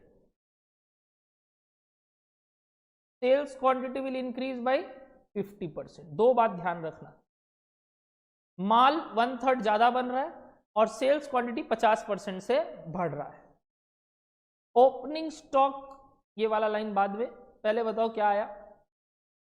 तो प्रोडक्शन पिछले साल कितना था, 15,000, इसका 1/3 बढ़ा दो, 15,000 का 1/3 बढ़ा दो, यानी कि 20,000। कैसे आया ये 20,000 बताओ तो। पहले था 15 प्लस 15,000 का 1/3, यानी कि 20,000 प्रोडक्शन यूनिट है नेक्स्ट ईयर। और सोल्ड यूनिट 50% से बढ़ गया, यानी अगर पहले 10,000 था अब और 50% बढ़ गया, यानी कितना हो गया 15,000। 50% से बढ़ गया यानी कितना हो गया 15,000। तो बताओ क्लोजिंग स्टॉक ऑफ 2016-17 कितना आएगा? क्लोजिंग स्टॉक ऑफ 2016-17 कितना आएगा? 10,000 यूनिट्स। 10,000 यूनिट्स। क्या पहले बोलो ये छुटुर सा बात इस सवाल से क्लियर है?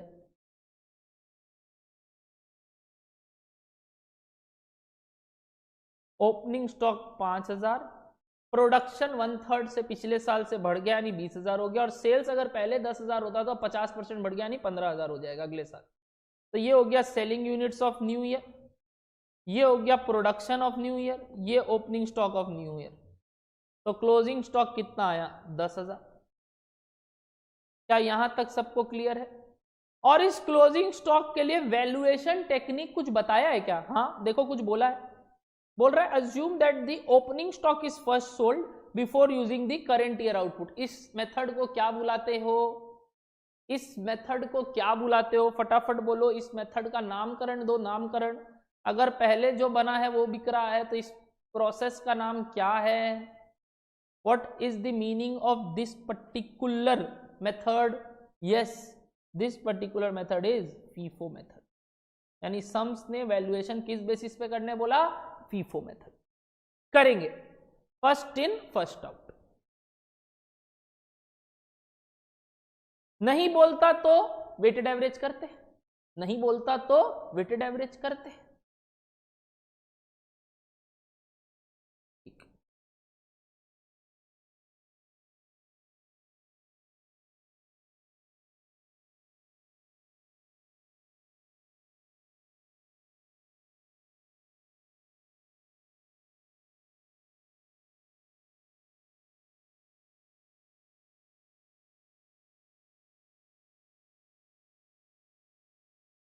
वेरी गुड, सबका आंसर आया फीफो। ठीक,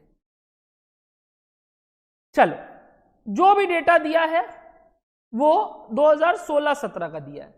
हमको ना पहले 2015-16 को खुड़ेदने का और मन कर रहा है तो मैं उसको और खुड़ेद रहा हूं। भैया आपको बड़ा ही उंगली करने का मन करता है। यस यस, मैं थोड़ा 2015-16 का डेटा के साथ खेलना चाहता हूं, फिर मैं साइड में 16-17 का बनाते ले लूंगा। ठीक है, आओ मेरे साथ साथ। सबसे पहले अपने को कॉस्ट ऑफ सेल्स दिखाना है, सेल्स दिखाना है, प्रॉफिट दिखाना है, यानी कॉस्ट शीट बनाना है। कॉस्ट शीट बनाना तो सिर्फ इस साल का था, बट मैं इस साल का भी एक्सप्लेन करने के लिए और अच्छे से बनवा रहा हूं। तैयार हो सब कोई?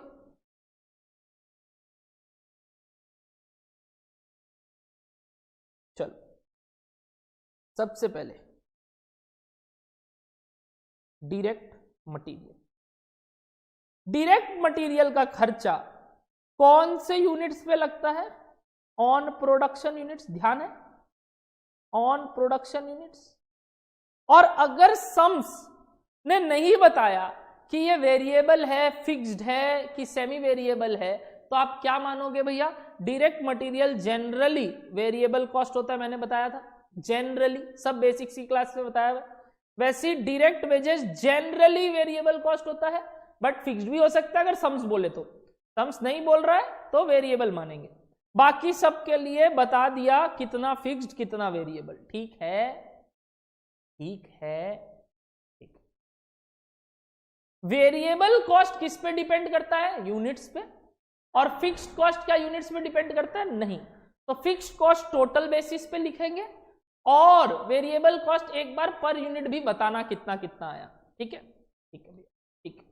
आओ, तो डायरेक्ट मटेरियल 2015-16 का टोटल दिया हुआ है 3,75,000, सॉरी जो भी बोलते हैं 3,45,000। मेरे को बताओ ये 3,45,000 कैसे आया होगा? चलो सबको ही बताओ, यानी मेरे को इसका ब्रेकअप बताओ। ब्रेकअप भैया, ब्रेकअप मत बोलिए, बहुत दुखता है। अरे तुम लोग का ब्रेकअप का बात थोड़ी कर रहा हूं। मैं लिखूं ये वाला पर्टिकुलर खर्चा है 15,000 यूनिट इंटू 23 रुपया करके लगा होगा, तभी 345 आया। 345 डिवाइडेड बाई 15,000 कर दो, भाई 15,000 प्रोडक्शन 15,000 हुआ है तो मटेरियल का खर्चा 15,000 पे लगा होगा। यानी रेट कितना हो गया 23 रुपया करके। एकदम आराम से समझना ये सवाल को, एकदम डबल डबल स्टार मार्क बना लो, क्योंकि इससे आप बहुत ही इंपॉर्टेंट चीज सीखोगे आज। और अब आगे का सवाल आपके लिए बहुत बच्चा बन जाएगा अगर ये सवाल समझ जाओ तो।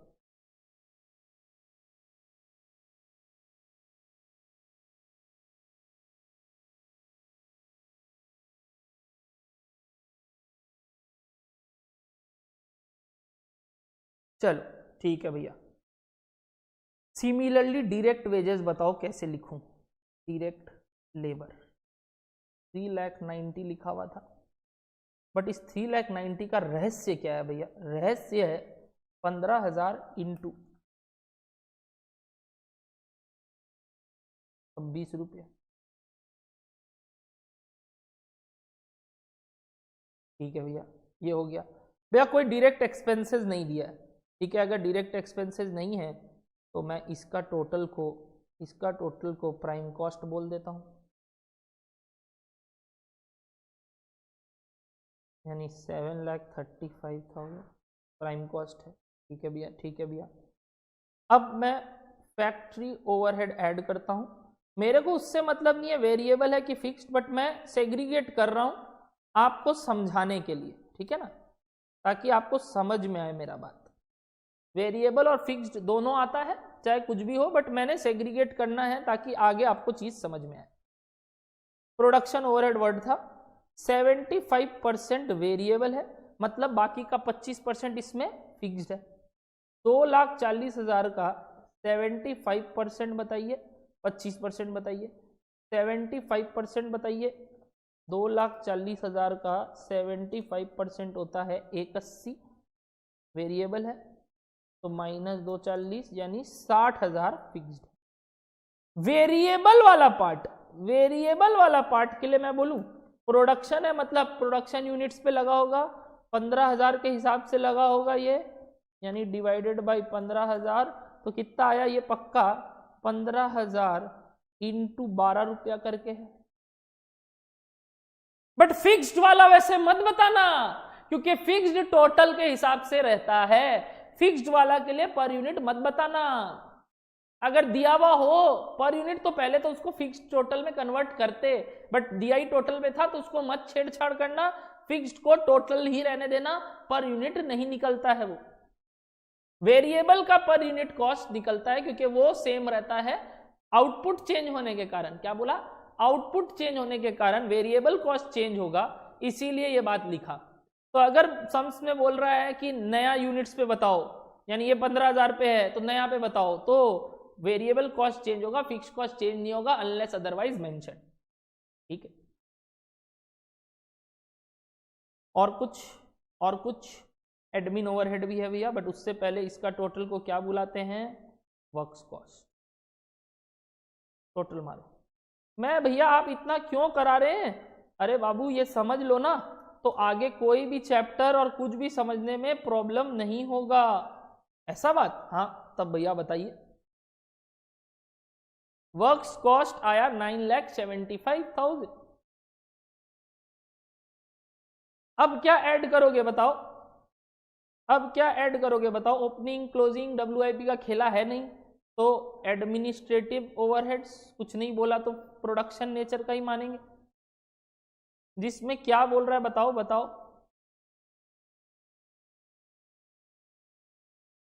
क्या बोल रहा है बताओ? 75% फिक्स्ड है, उल्टा बात। 1/20 का 75% फिक्स्ड है। तो अगर मैं इसको भी वेरिएबल और फिक्स्ड बोलूं तो फिक्स्ड 75% है 1/20 का। क्या आप सब कर रहे हो? फिक्स्ड को छेड़ाछाड़ी नहीं करना है। वेरिएबल जो 30,000 है वो पक्का अभी तक प्रोडक्शन यूनिट्स के हिसाब से ही चल रहा है, क्योंकि एडमिन ओवरहेड प्रोडक्शन नेचर का है, तो ये 15,000 इंटू 2 करके लगा होगा। 2 रुपया रेट हो गया वेरिएबल का। ठीक है भैया, यहां तक एकदम क्लियर है। तो वी गेट COP आता है, कितना आ गया बताइए? सब कोई कर रहे हो तो एक बार थम्स अप दिखाते रहो, बीच बीच में थोड़ा पीगी बीगी कर लो। COP आ गया। अब अपने क्या ऐड करते थे, ओपनिंग स्टॉक जो कि 0 है, लेस क्लोजिंग स्टॉक, ये कितने यूनिट्स के लिए है, 15,000 यूनिट्स के लिए होता है। क्लोजिंग स्टॉक कितना बोला सवाल में, 5,000 यूनिट, और COGS कितने यूनिट्स के लिए होता है, 10,000 यूनिट, सोल्ड यूनिट्स के लिए। तो ये जो क्लोजिंग स्टॉक है, ये जो क्लोजिंग स्टॉक है, इसका सिर्फ यूनिट्स दिया हुआ था, वैल्यूएशन तो दिया हुआ नहीं था। तो वैल्यूएशन करोगे, बट क्योंकि फर्स्ट ईयर था कंपनी का, देखो ओपनिंग 0 है, तो FIFO LIFO weighted average simple average से मतलब नहीं है, वो तो अगले साल से मतलब है। याद करो, कराया हुआ है सवाल एक ठो बेसिक्स में आपको अभी।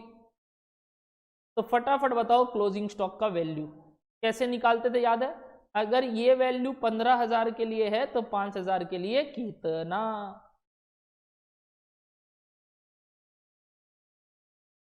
क्लोजिंग स्टॉक का वैल्यूएशन सब कोई लिखोगे, चाहे मैं लिख दूं तो भी आपको समझ में आ रहा है। ये वैल्यू 15,000 के लिए तो 5,000 के लिए कितना।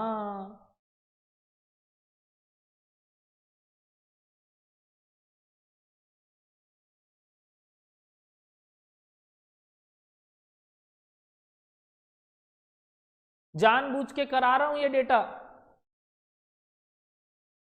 ताकि आपको क्लोजिंग स्टॉक का वैल्यूएशन समझ में आ गया। अब ये ओपनिंग में काम आएगा अगले साल का।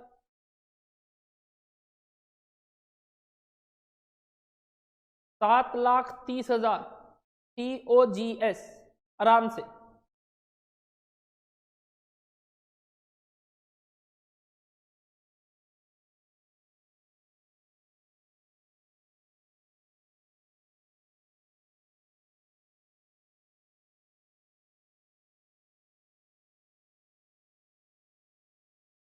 Very good, very very good. Please video में जितने लोग भी ये सवाल कर रहे हैं एकदम हौले हौले करना, भगाना मत वीडियो को, ठीक है? अब ध्यान से सुनना, बड़ा ही कंसेप्चुअल बात कर रहा हूं। हाँ भैया ठीक लग रहा है, मजा आ रहा है, एकदम हौले हौले चलिए। नेक्स्ट, आराम से। सेलिंग एंड डिस्ट्रीब्यूशन ओवरहेड में 50 फिक्स तो 50 वेरिएबल, एक 60 लगा था, ठीक है? तो मैं लिख रहा हूं selling and distribution overhead variable fix दोनों में। फिक्स कितना हो गया, 160 का आधा यानी कि 80,000, और वेरिएबल भी कितना हो गया, 80,000। बट आराम से इसका ब्रेकअप देना तो मेरे को, इसका ब्रेकअप देना तो मेरे को, सब कोई ये 80,000 के लिए जो वेरिएबल आया उसका ब्रेकअप दो। ब्रेकअप जैसे ऊपर किए ना ब्रेकअप सारा का, वैसे वेरिएबल का ब्रेकअप दो। देखते हैं कौन कौन सही बताता है।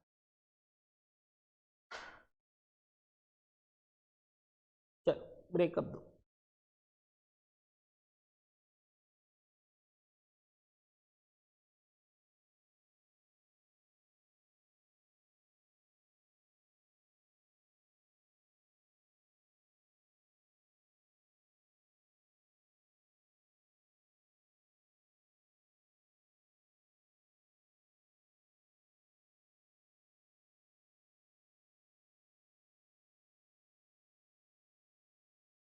Very very good, very very good everybody. भैया ये जो 80,000 है ना, ये अब सिर्फ सोल्ड यूनिट्स में लगता है, क्योंकि सेलिंग ओवरहेड्स सिर्फ सोल्ड यूनिट्स पे खर्चा होता है। देखो 10,000 तक का खर्चा निकल गया। अब जो वो 5,000 जो स्टॉक में पड़ा है उस पे सेलिंग ओवरहेड का खर्चा नहीं लगता है। तो ये जो 80,000 लगा होगा ना वेरिएबल नेचर का, वो 10,000 पे लगा होगा, 10,000 यूनिट पे जो बिक गए। तो ये हो गया। ये सब बात ध्यान रखना, आगे बहुत काम आएगा, हर चैप्टर में काम आएगा, कॉस्ट शीट नहीं हर चैप्टर में। यानी सेलिंग ओवरहेड सेलिंग यूनिट्स पे लगता है, FM में भी काम आएगा। तो ये हो गया 10,000 इंटू 8 करके, करेक्ट? करेक्ट करेक्ट भैया करेक्ट, एकदम सही जा रहे हैं, चलते बनिए चलते बनिए। तो टोटल बताइए, total cost of sales 10,000 unit के लिए of course cost of sales बताइए कितना हो गया, टोटल कीजिए।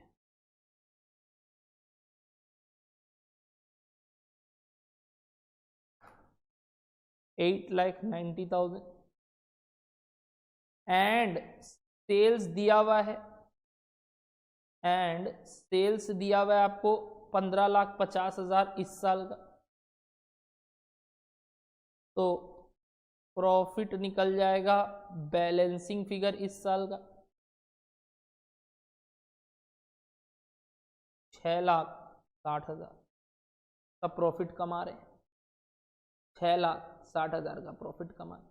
ये मैंने अभी तक किसका काम किया है? 2015-16 का। अभी तक तो मैंने किसका काम किया है? 2015-16 का। सम्स ने क्या मांगा? 2016-17। तो पहले ये तो बना लो कि पिछले साल क्या हुआ, ताकि इस साल समझ पाओ।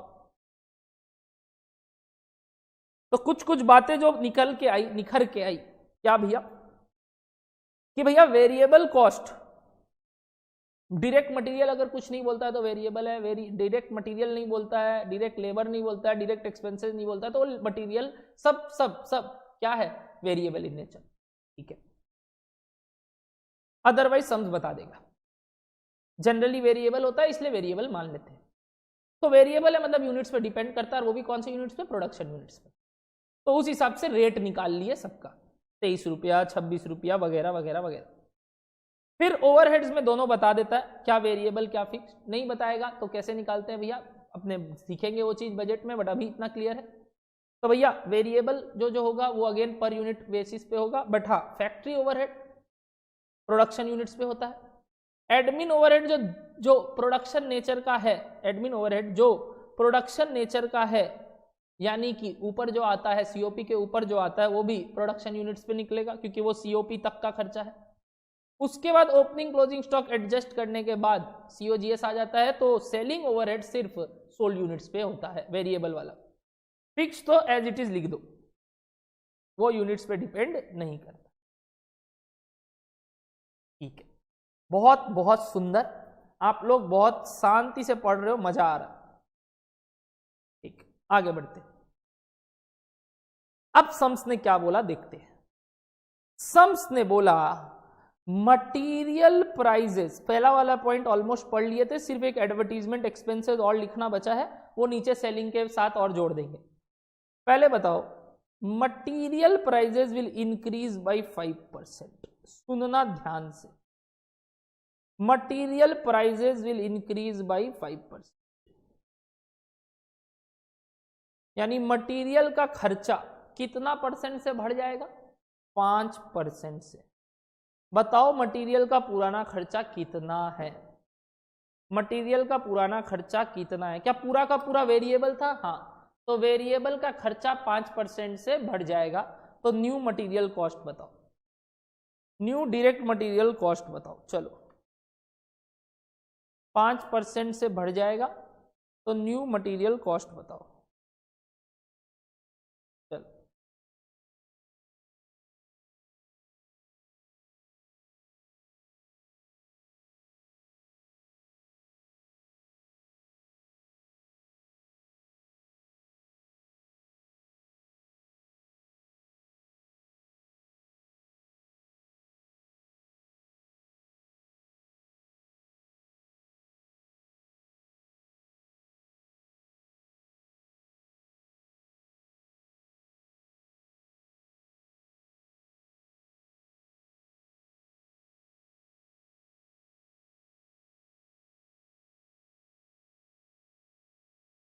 जल्दी बताओ।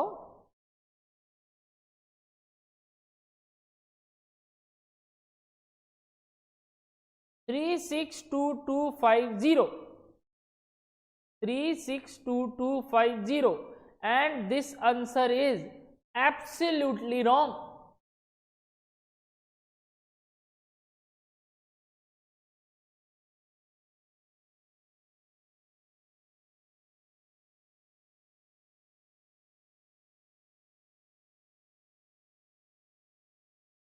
जब भी कोई वेरिएबल कॉस्ट बढ़ रहा है रेट में, कैसे बढ़ रहा है कॉस्ट? प्राइस इंक्रीज कर रहा है 5% से,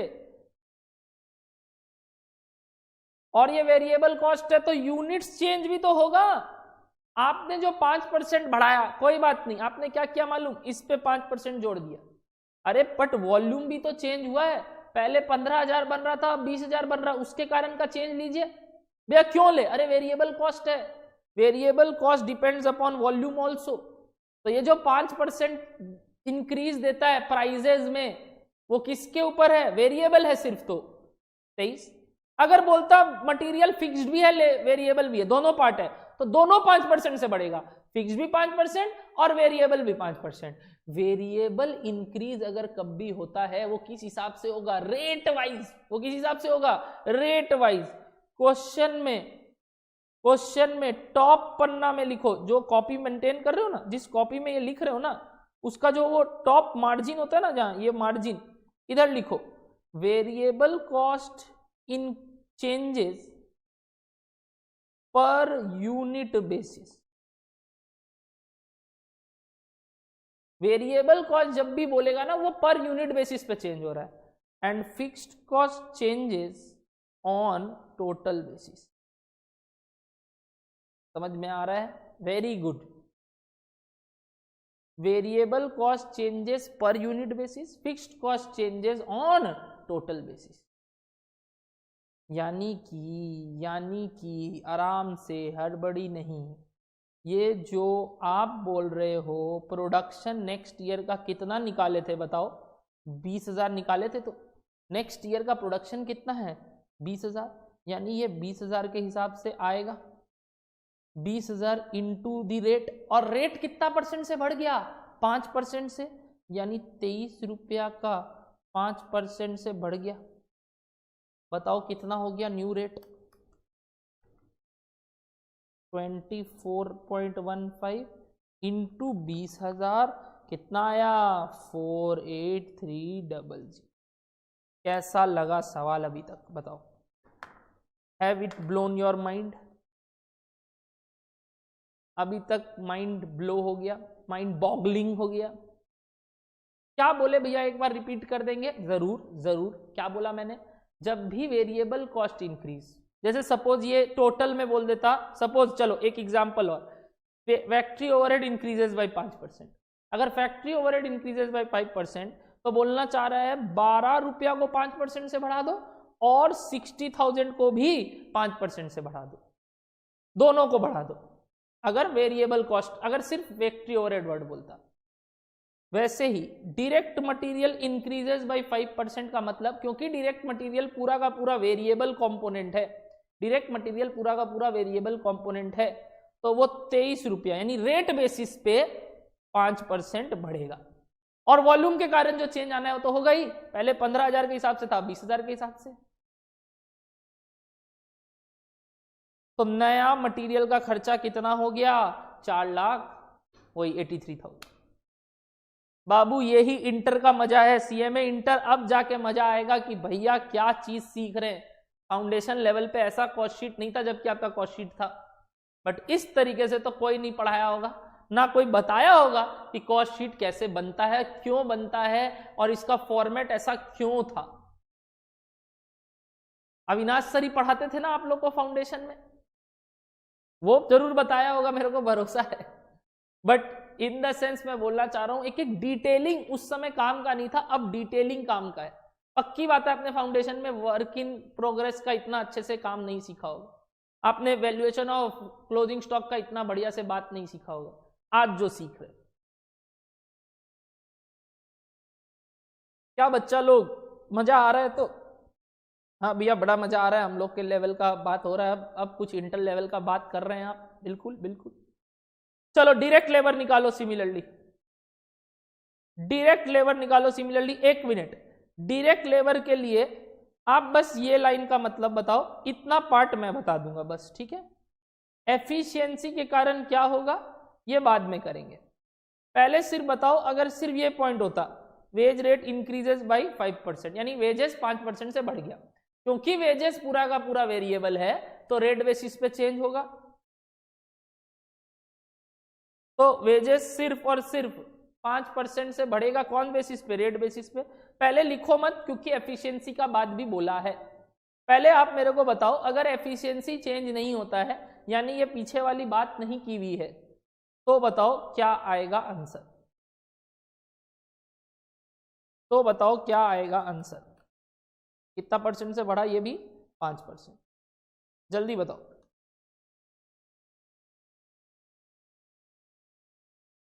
जल्दी बताओ, जल्दी बताओ, जल्दी बताओ। अगर वो एफिशिएंसी वाला पॉइंट उड़ा दो तो, अगर वो एफिशिएंसी वाला पॉइंट उड़ा दो तो बताओ कितना आएगा? 20,000 इंटू 26 रुपया को 5% से बढ़ाना है। अभी तक जितना बात समझ में आया, अभी तक जितना बात समझ में आया, उस हिसाब से डायरेक्ट लेबर का खर्चा कितना हुआ? 55,46,000। लिखना मत, क्योंकि अभी वो एफिशिएंसी का बात करना बचा है। बट अभी तक के हिसाब से हुआ कितना? 26 रुपया को 5% से बढ़ा दिया, 27 रुपया 30 पैसा इंटू 20,000 यूनिट्स, यानी कि 5 लाख जो भी बोलते हैं 46,000। Very good Bhaskar, very good Pavan, very good Nirja. क्या बात है, आज लाइव क्लास का मजा ही अलग। वीडियो वाले प्लीज आप लोग भी इसको अच्छे से कीजिएगा, सवाल को एकदम होले होले। अब कौन सा पॉइंट समझना है? लास्ट पॉइंट जो इस सवाल का डिफिकल्ट पॉइंट है, जो अलग है कुछ, एफिशिएंसी वाला। आओ एक पॉइंट और जो समझना है, ये वाला पॉइंट आराम से 4 मार्क करोगे इस पॉइंट को कि यार भैया इसका मतलब क्या होता है। हॉ बनाओगे, हॉ।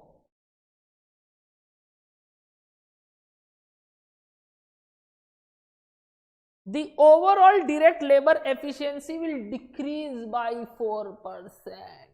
ओके ओके, आओ नीचे मतलब समझते। नोट ऑन एफिशिएंसी लिखो, नोट ऑन एफिशिएंसी लिखो सबको ये बात। पहले मतलब समझा रहा हूं फिर लिखा रहा हूं। Note on efficiency. क्या हो रहा है भैया? एफिशिएंसी गिर जा रही है। कितने परसेंट से?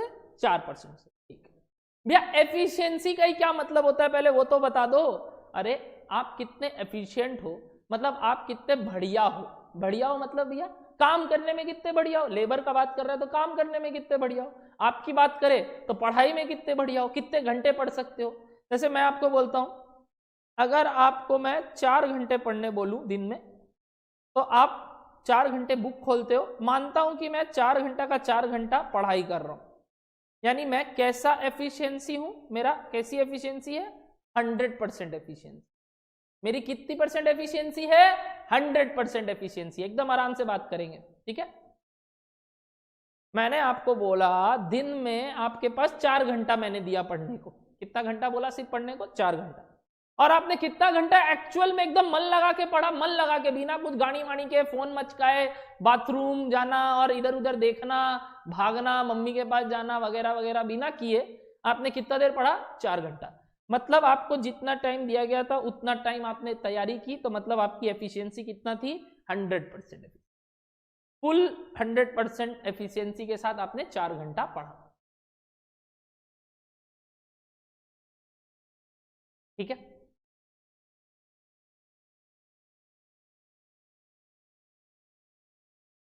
ठीक है, अब मैं बोल रहा हूं आपको, अब मैं आपको बोल रहा हूं कि आपने जो 4 घंटा एफिशिएंसी वाइज पढ़ा, घंटे वाइज सोचो, अगर आपने 4 घंटा एफिशिएंसी वाइज पढ़ा और अगर आपकी एफिशिएंसी, ध्यान से सुनना, अगर आपकी एफिशिएंसी 100 से 80% हो जाए, क्या हो जाए? 80%। मतलब अब आप जो कंसंट्रेशन और जो टाइम लेके 100% में आपने 4 घंटा, 100% एफिशिएंसी के लिए आपको 4 घंटा लगा, वो एक टॉपिक कंप्लीट करने के लिए of cost class. Suppose efficiency किस बेसिस पे होता है?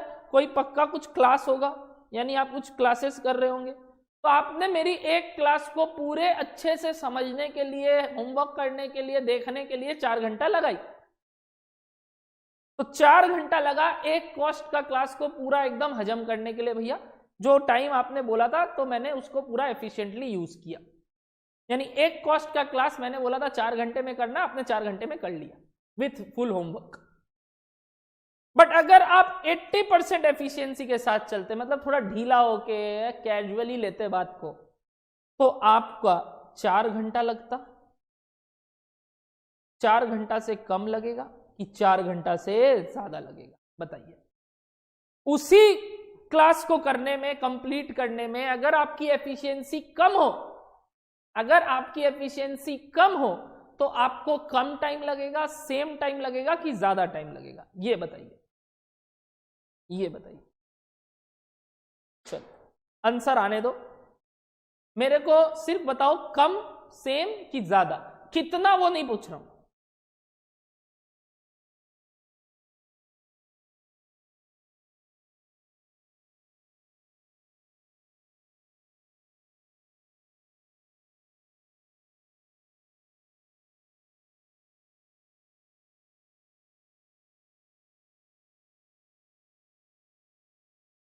Very good, very good everyone, very good. आपकी एफिशिएंसी 100% से कम हो गई 80%, तो आपको अब टाइम ज्यादा लगेगा, बिल्कुल सही, बिल्कुल सही। या कितना ज्यादा लगेगा आई डोंट नो, पहले बोलो समझ में आ रहा है, क्योंकि उतना ही काम अब आपको करना है और आप लेजी पना से करेंगे तो आपको ज्यादा टाइम लगेगा। अच्छा, ऑन दी अदर हैंड अगर एफिशिएंसी 150% हो जाए, मतलब भैया ऐसे कैसे हो सकता है, अरे और अच्छे से पढ़ने लगे, अपने औकात के ऊपर चले गया, मतलब भैया औकात वर्ड क्यों यूज करे, अरे औकात मतलब अपना जो एफिशिएंसी, मतलब अपने जो कर सकते थे। आज एक अलग एनर्जी, सुबह सुबह मस्त शिकंजी पिए हुए थे और मम्मी का प्यार मिला हुआ था, आज एकदम अलग रंग से प्यार पढ़ाई कर रहे हैं, कुछ जानी जानी नहीं, मूड अच्छा है, सुबह रात को गर्लफ्रेंड से भी अच्छे से बात होके सोया है, बॉयफ्रेंड से भी अच्छे बात होके सोया है, तो सुबह उठ के एकदम एनर्जेटिक थे, पढ़ाई करने बैठे। जो काम सब लोग 4 घंटा लगाते थे, मेरा तो एफिशिएंसी बढ़ गया, यानी कितना हो गया 150%। तो बताओ 4 घंटा से कम लगेगा कि ज्यादा लगेगा, कि कितना लगेगा, कम कि ज्यादा, कम कि ज्यादा, कम कि ज्यादा। 150% के लिए अगर आपकी एफिशिएंसी 150% हो जाए तो 4 घंटा से अब कम लगेगा, ज्यादा लगेगा कि सेम लगेगा। भैया ज्यादा कम खिला रहे हैं क्या, कम ज्यादा, कम ज्यादा, बताओ, लेस टाइम कि मोर टाइम।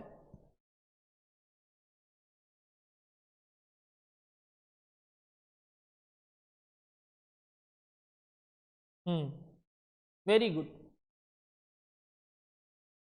अगर एफिशिएंसी बढ़ जाएगा तो भैया कम टाइम लगेगा, एफिशिएंसी बढ़ जाएगा तो कम टाइम लगेगा, यानी 80% एफिशिएंसी हो जाएगा तो 4 से ज्यादा, 150 हो जाएगा तो 4 से कम।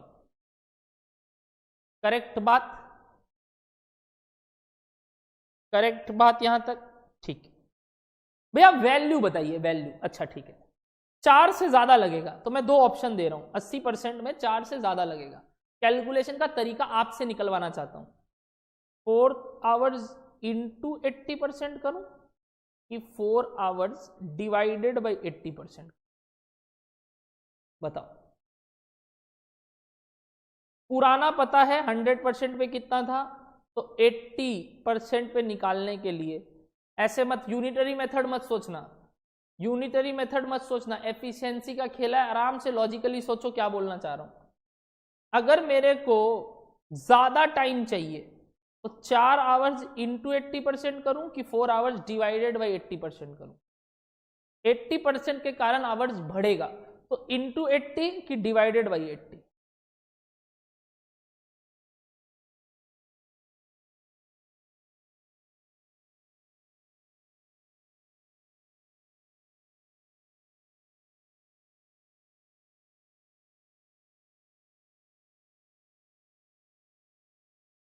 बताइए, 4 घंटा इंटू 80 करूं यानी कि 3.2 आवर्स, कि 4 घंटा डिवाइडेड बाई 80 करूं 5 आवर्स।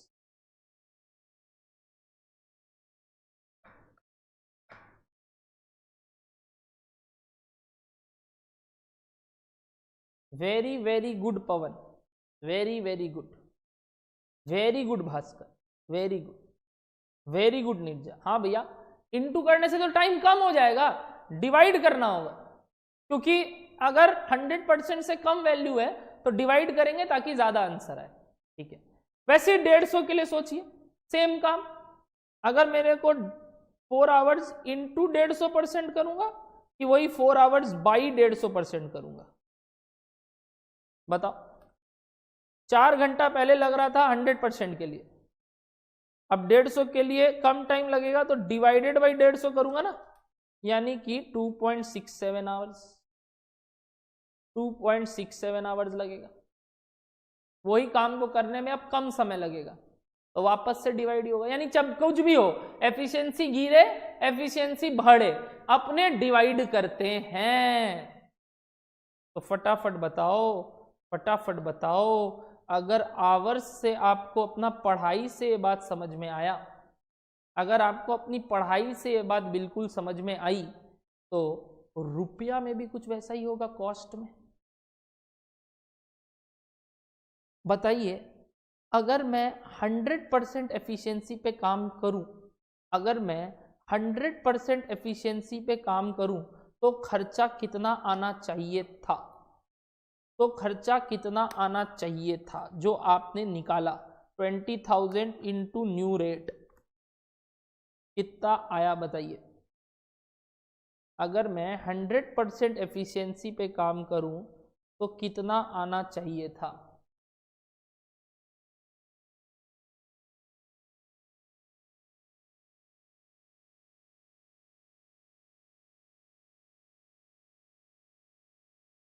$5,46,000 अगर मैं 100% कैपेसिटी पे काम करूं।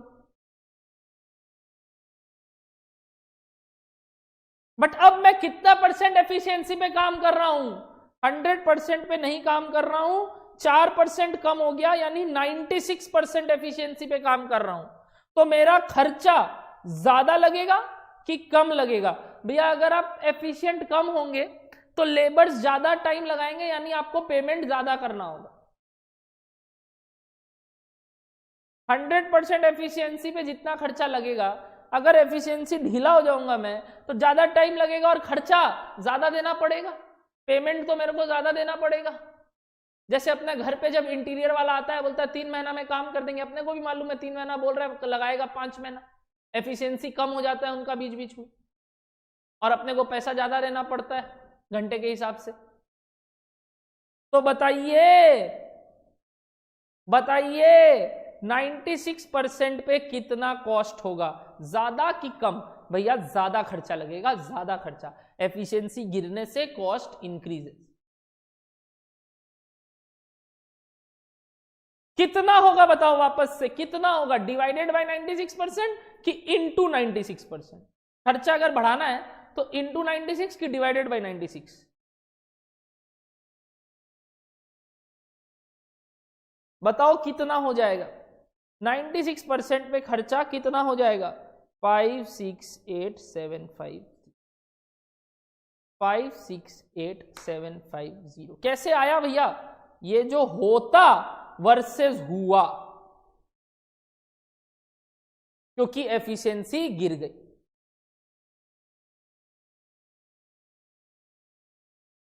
$568,750। तो नोट लिखो इसके ऊपर, लिखो इसके ऊपर नोट, सब कोई नीचे नोट ऑन एफिशिएंसी लिखो। If efficiency increases then cost decreases, and if efficiency decreases cost increases, inverse relation लिखो। नोट ऑन एफिशिएंसी लिखो, नोट ऑन एफिशिएंसी।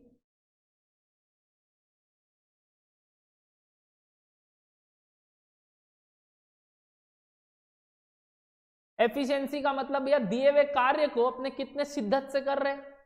अगर पूरी शिद्दत से कर रहे हो तो 100% एफिशिएंसी, शिद्दत से ऊपर से कर रहे हो मतलब और शिद्दत लगा दिए तो उससे ऊपर उससे कम। बताइए एफिशिएंसी के ऊपर नोट क्या बोला आप लोग को भैया, मीनिंग समझा दीजिए। मीनिंग समझा दिया, काम का नहीं है, जो काम का है वो बात बता रहा हूं, लिखो, स्टार्ट करो। क्या लिखना है? If efficiency increases then cost decreases, and if efficiency decreases cost increases. लिखो, new cost is equals to cost at 100% efficiency divided by new efficiency rate, divided by new efficiency rate. क्या बोला? New cost is equals to cost at 100% efficiency by new efficiency rate divided by new efficiency rate. New cost is equals to cost at 100% efficiency divided by new efficiency rate. लिख लिया new efficiency.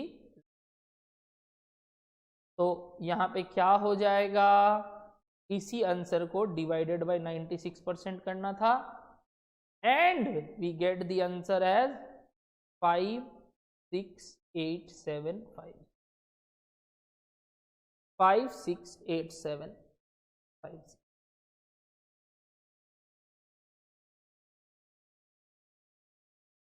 बस इतना सा बात था भैया, बस इतना सा बात। मुन्ना आप लोग बहुत अच्छे से पढ़ रहे हो, मेरे को तो बहुत मजा आ रहा है। टोटल कर दो, प्राइम कॉस्ट आ जाएगा। टोटल कर दो, प्राइम कॉस्ट आ जाएगा। अच्छा,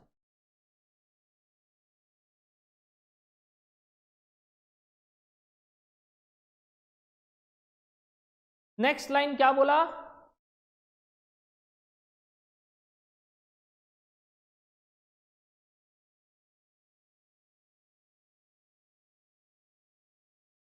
नेक्स्ट लाइन क्या बोला? वेरिएबल ओवरहेड, जितने भी वेरिएबल ओवरहेड है उनके रेट सेम रहेंगे जो लास्ट ईयर थे। मतलब वेरिएबल नेचर के जो ओवरहेड्स है वो इंक्रीज नहीं होंगे, बट फिक्स्ड कौन सा? Production overhead. फिक्स्ड कौन सा? प्रोडक्शन ओवरहेड 25% से बढ़ जाएगा। फिक्स्ड किस हिसाब से बढ़ेगा? टोटल बेसिस पे। एक मिनट, यानी वेरिएबल 12 का रेट था, अभी भी 12 का रेट रहेगा, बट 20,000 यूनिट के हिसाब से होगा। तो 20,000 इंटू 15 3 लाख हो जाएगा। यूनिट्स के कारण तो चेंज आएगा, रेट में चेंज नहीं आया। और फिक्स्ड कितना परसेंट से बढ़ जाएगा बोला?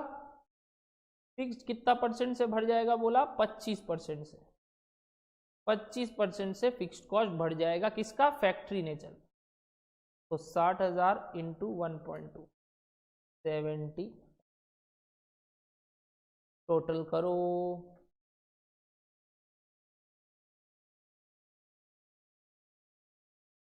142675 आया क्या? बोला वेरिएबल का रेट सेम रहेगा, यानी ये भी 2 रुपया के हिसाब से होगा, बट यूनिट 20,000 हो जाएगा। सारे वेरिएबल खर्चे जो भी ओवरहेड्स है उनका रेट सेम रहेगा, सिर्फ यूनिट चेंज ले लेना। Assume that the production and sale unit were achieved as budgeted last year and will be achieved as per estimate this year also। मतलब बोला जो लास्ट ईयर जैसा सोचा गया था हुआ था, तो इस साल भी जैसा सोचा गया वैसा हो जाएगा। तो जो मैंने सोचा था 20,000 15,000 उस हिसाब से होगा। और आपको सिर्फ प्रोडक्शन ओवरहेड बढ़ने का बोला, बाकी कोई ओवरहेड बढ़ने का बात नहीं किया। यानी एडमिन ओवरहेड जो पहले 90 लग रहा था अभी भी 90 लगेगा, क्योंकि सम्स ने कुछ चेंज नहीं बोला, कुछ चेंज नहीं बोला। तो मैंने वेरिएबल का ले लिया, अब फिक्स्ड का ले रहा हूं, तो कितना आया टोटल? 155,675। क्या ओपनिंग स्टॉक है? हाँ, ओपनिंग स्टॉक है 365,000। क्लोजिंग स्टॉक का वैल्यूएशन टेक्निक, यहां पे क्लोजिंग स्टॉक का valuation technique, next note, valuation of closing stock on FIFO basis. क्या आप करोगे? क्या आप करोगे?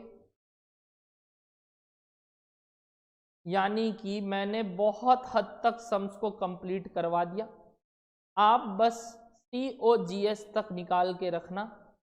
यानी आपका होमवर्क रहा क्लोजिंग स्टॉक का वैल्यूएशन, आपका होमवर्क रहा क्लोजिंग स्टॉक का वैल्यूएशन इस सवाल का, एकदम आराम से करके रखना जैसा सिखाया है। और एक सवाल होमवर्क दिया था शायद मैंने, क्वेश्चन नंबर 6 बस। और अपने क्वेश्चन नंबर 7 को कंटिन्यू करेंगे और फिर अगले दिन नेक्स्ट सवाल बनाएंगे। Done everyone? चलिए बताइए कैसा लगा क्लास एवरीवन? मजा आया आज? अच्छा लेवल का कुछ किए, अपने स्टैंडर्ड का कुछ किए, बस बाकी का काम कर लेंगे, इतना सा काम बचा है नेक्स्ट क्लास। आप लोग वैल्यूएशन निकालोगे फीफो मेथड के हिसाब से, आपको निकालना सिखाया है क्लोजिंग स्टॉक का। ट्राई करोगे ये वाला पार्ट, ट्राई करोगे ये वाला पार्ट, है कि नहीं? ये आपको मालूम है कितने यूनिट्स के लिए है, ये आपको मालूम है 20,000 यूनिट के लिए है, ये कितने यूनिट्स के लिए है, 5,000 यूनिट के लिए है। क्लोजिंग स्टॉक में कितना यूनिट पड़ा है, 10,000, और बिका कितना है इस साल, 15,000।